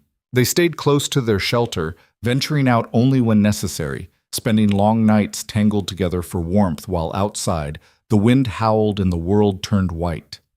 Spring arrived like a promise, and with it came the first real test of their new life. Lila had been feeling strange for weeks, tired, nauseous, her body changing in ways that felt both foreign and achingly familiar. When she finally told Dakota what she suspected, he stared at her for a long moment, his face cycling through shock and fear, and finally settling on something like wonder. A child, he said softly, his hand moving to her still flat stomach. Our child. Is this? Lila couldn't quite articulate the question. She knew his history, knew about the son he'd lost, knew that this might be as much grief as joy. I am terrified, Dakota admitted, terrified of losing again, of failing again, of not being enough to protect what I love. His eyes met hers, bright with unshed tears. But I'm also filled with more hope than I have felt in years. This child, our child, is proof that life continues, that love can create something new even from the ashes of what was destroyed. The baby came that fall, born in the hidden valley with no midwife except the skills Lila had learned from Ahiga and the steady presence of Dakota beside her. It was the hardest thing she'd ever done, her body tearing itself apart to bring forth new life. But when she finally held her daughter, small and perfect and crying with indignant fury, she understood with stunning clarity why people spoke of love that transcended understanding. They named her Ayana, which meant eternal blossom in Dakota's language, and Rowan for Lila's father, creating a name that honored both their histories. She had Lila's green eyes and Dakota's strong features, and as she grew, she became living proof that belonging was something you created, not something you inherited. Years passed, measured in seasons and small milestones. Ayana's first words, her first steps, the first time she successfully tracked a rabbit to its warren. Lila taught her daughter to read using a book she'd saved from the wagon train, carefully preserved through everything. Dakota taught her the stories of his people, the songs and histories that would have been lost if not for his insistence on passing them down.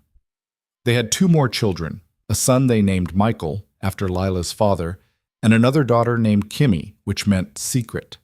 Their family grew, and the valley that had started as a refuge became a true home, the only place where their children could exist without being torn between worlds. Occasionally, they made brief trips to trade with distant communities, always careful, always watchful. Through these encounters, they heard news of the outside world. The wars between settlers and native peoples grew more brutal and more one-sided. More forts, more towns, more land claimed and fenced and declared off-limits to the people who'd lived there for generations. The trajectory Dakota had predicted was coming true, faster and more thoroughly than even he'd feared. But the valley remained untouched, unknown, a pocket of peace in an increasingly violent world. On a summer evening, when Lila was 35 and Dakota 40, they sat watching their children play by the lake while the sun set behind the canyon rim. Ayana was 15 now, teaching her younger siblings the tracking skills Dakota had taught her. Michael, at 12, was already showing signs of his father's quiet strength. Kimmy, just 8, ran between her siblings with the fearless joy of a child who'd never known anything but safety and acceptance. "Do you ever regret it?" Dakota asked quietly. "Giving up everything, your people, your heritage, any chance of living a normal life?" Lila considered the question seriously because he deserved that honesty. She thought about her father, about the life she might have lived if that dawn raid had never happened. She'd be married to James Morrison by now, probably running a church household in some dusty frontier town, raising children to fit neatly into boxes that would have slowly suffocated her soul. "No," she said finally, "not for a single moment. This, what we've built here, what we've created, it's worth everything I gave up and more. Our children will grow up knowing they come from 2 worlds and belong fully to both. They'll carry forward the best parts of both our peoples while leaving behind the hate and fear that destroyed so much. That's not a small thing." "They will also grow up isolated," Dakota pointed out. "When they are older, when they want to find partners, build their own families, where will they go? What world will accept them? We'll teach them to make their own worlds, the way we did."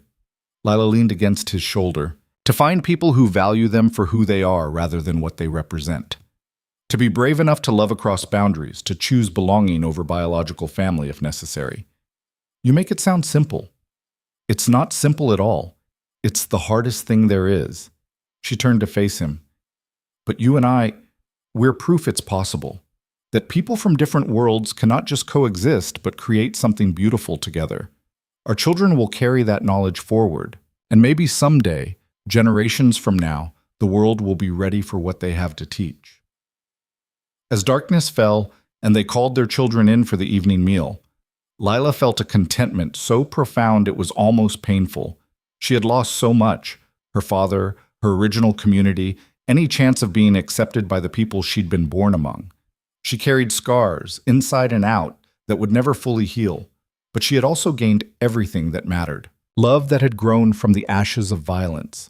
Children who represented hope rather than hatred. A partnership built on mutual respect and shared survival. A place in the world that was entirely her own, created rather than inherited. The desert had swallowed her old life, yes, but from that destruction she had built something new. Something fierce and fragile and utterly worth fighting for. Years later, when Lila was old and her hair had gone silver, when Dakota's hands shook with age and their children had grown and had children of their own, they would sometimes return to that first evening in the valley, the night they'd admitted their love, when the future was terrifying and uncertain and the whole world seemed arrayed against them. "We did it," Dakota would say, his voice rough with age but still holding that core of strength that had first drawn her to him. "We did," Lila would agree, taking his weathered hand in hers. They had survived. More than survived. They had built a life so rich and full that sometimes it felt impossible that it had all started with violence and captivity and fear. They had turned their separate tragedies into shared triumph, their impossible love into a family that carried forward the best of both their worlds. The canyon held their story, kept it safe in stone and memory, and the children who would carry it forward into an uncertain future. And if the outside world never knew, never understood what they'd created in this hidden place, that was fine. They knew. And that was enough. The desert had taken everything from them once, but they had taken it back piece by piece, season by season, building something unbreakable from the broken pieces of their past. They had survived, they had loved, they had lived. And in the end, what more could anyone ask?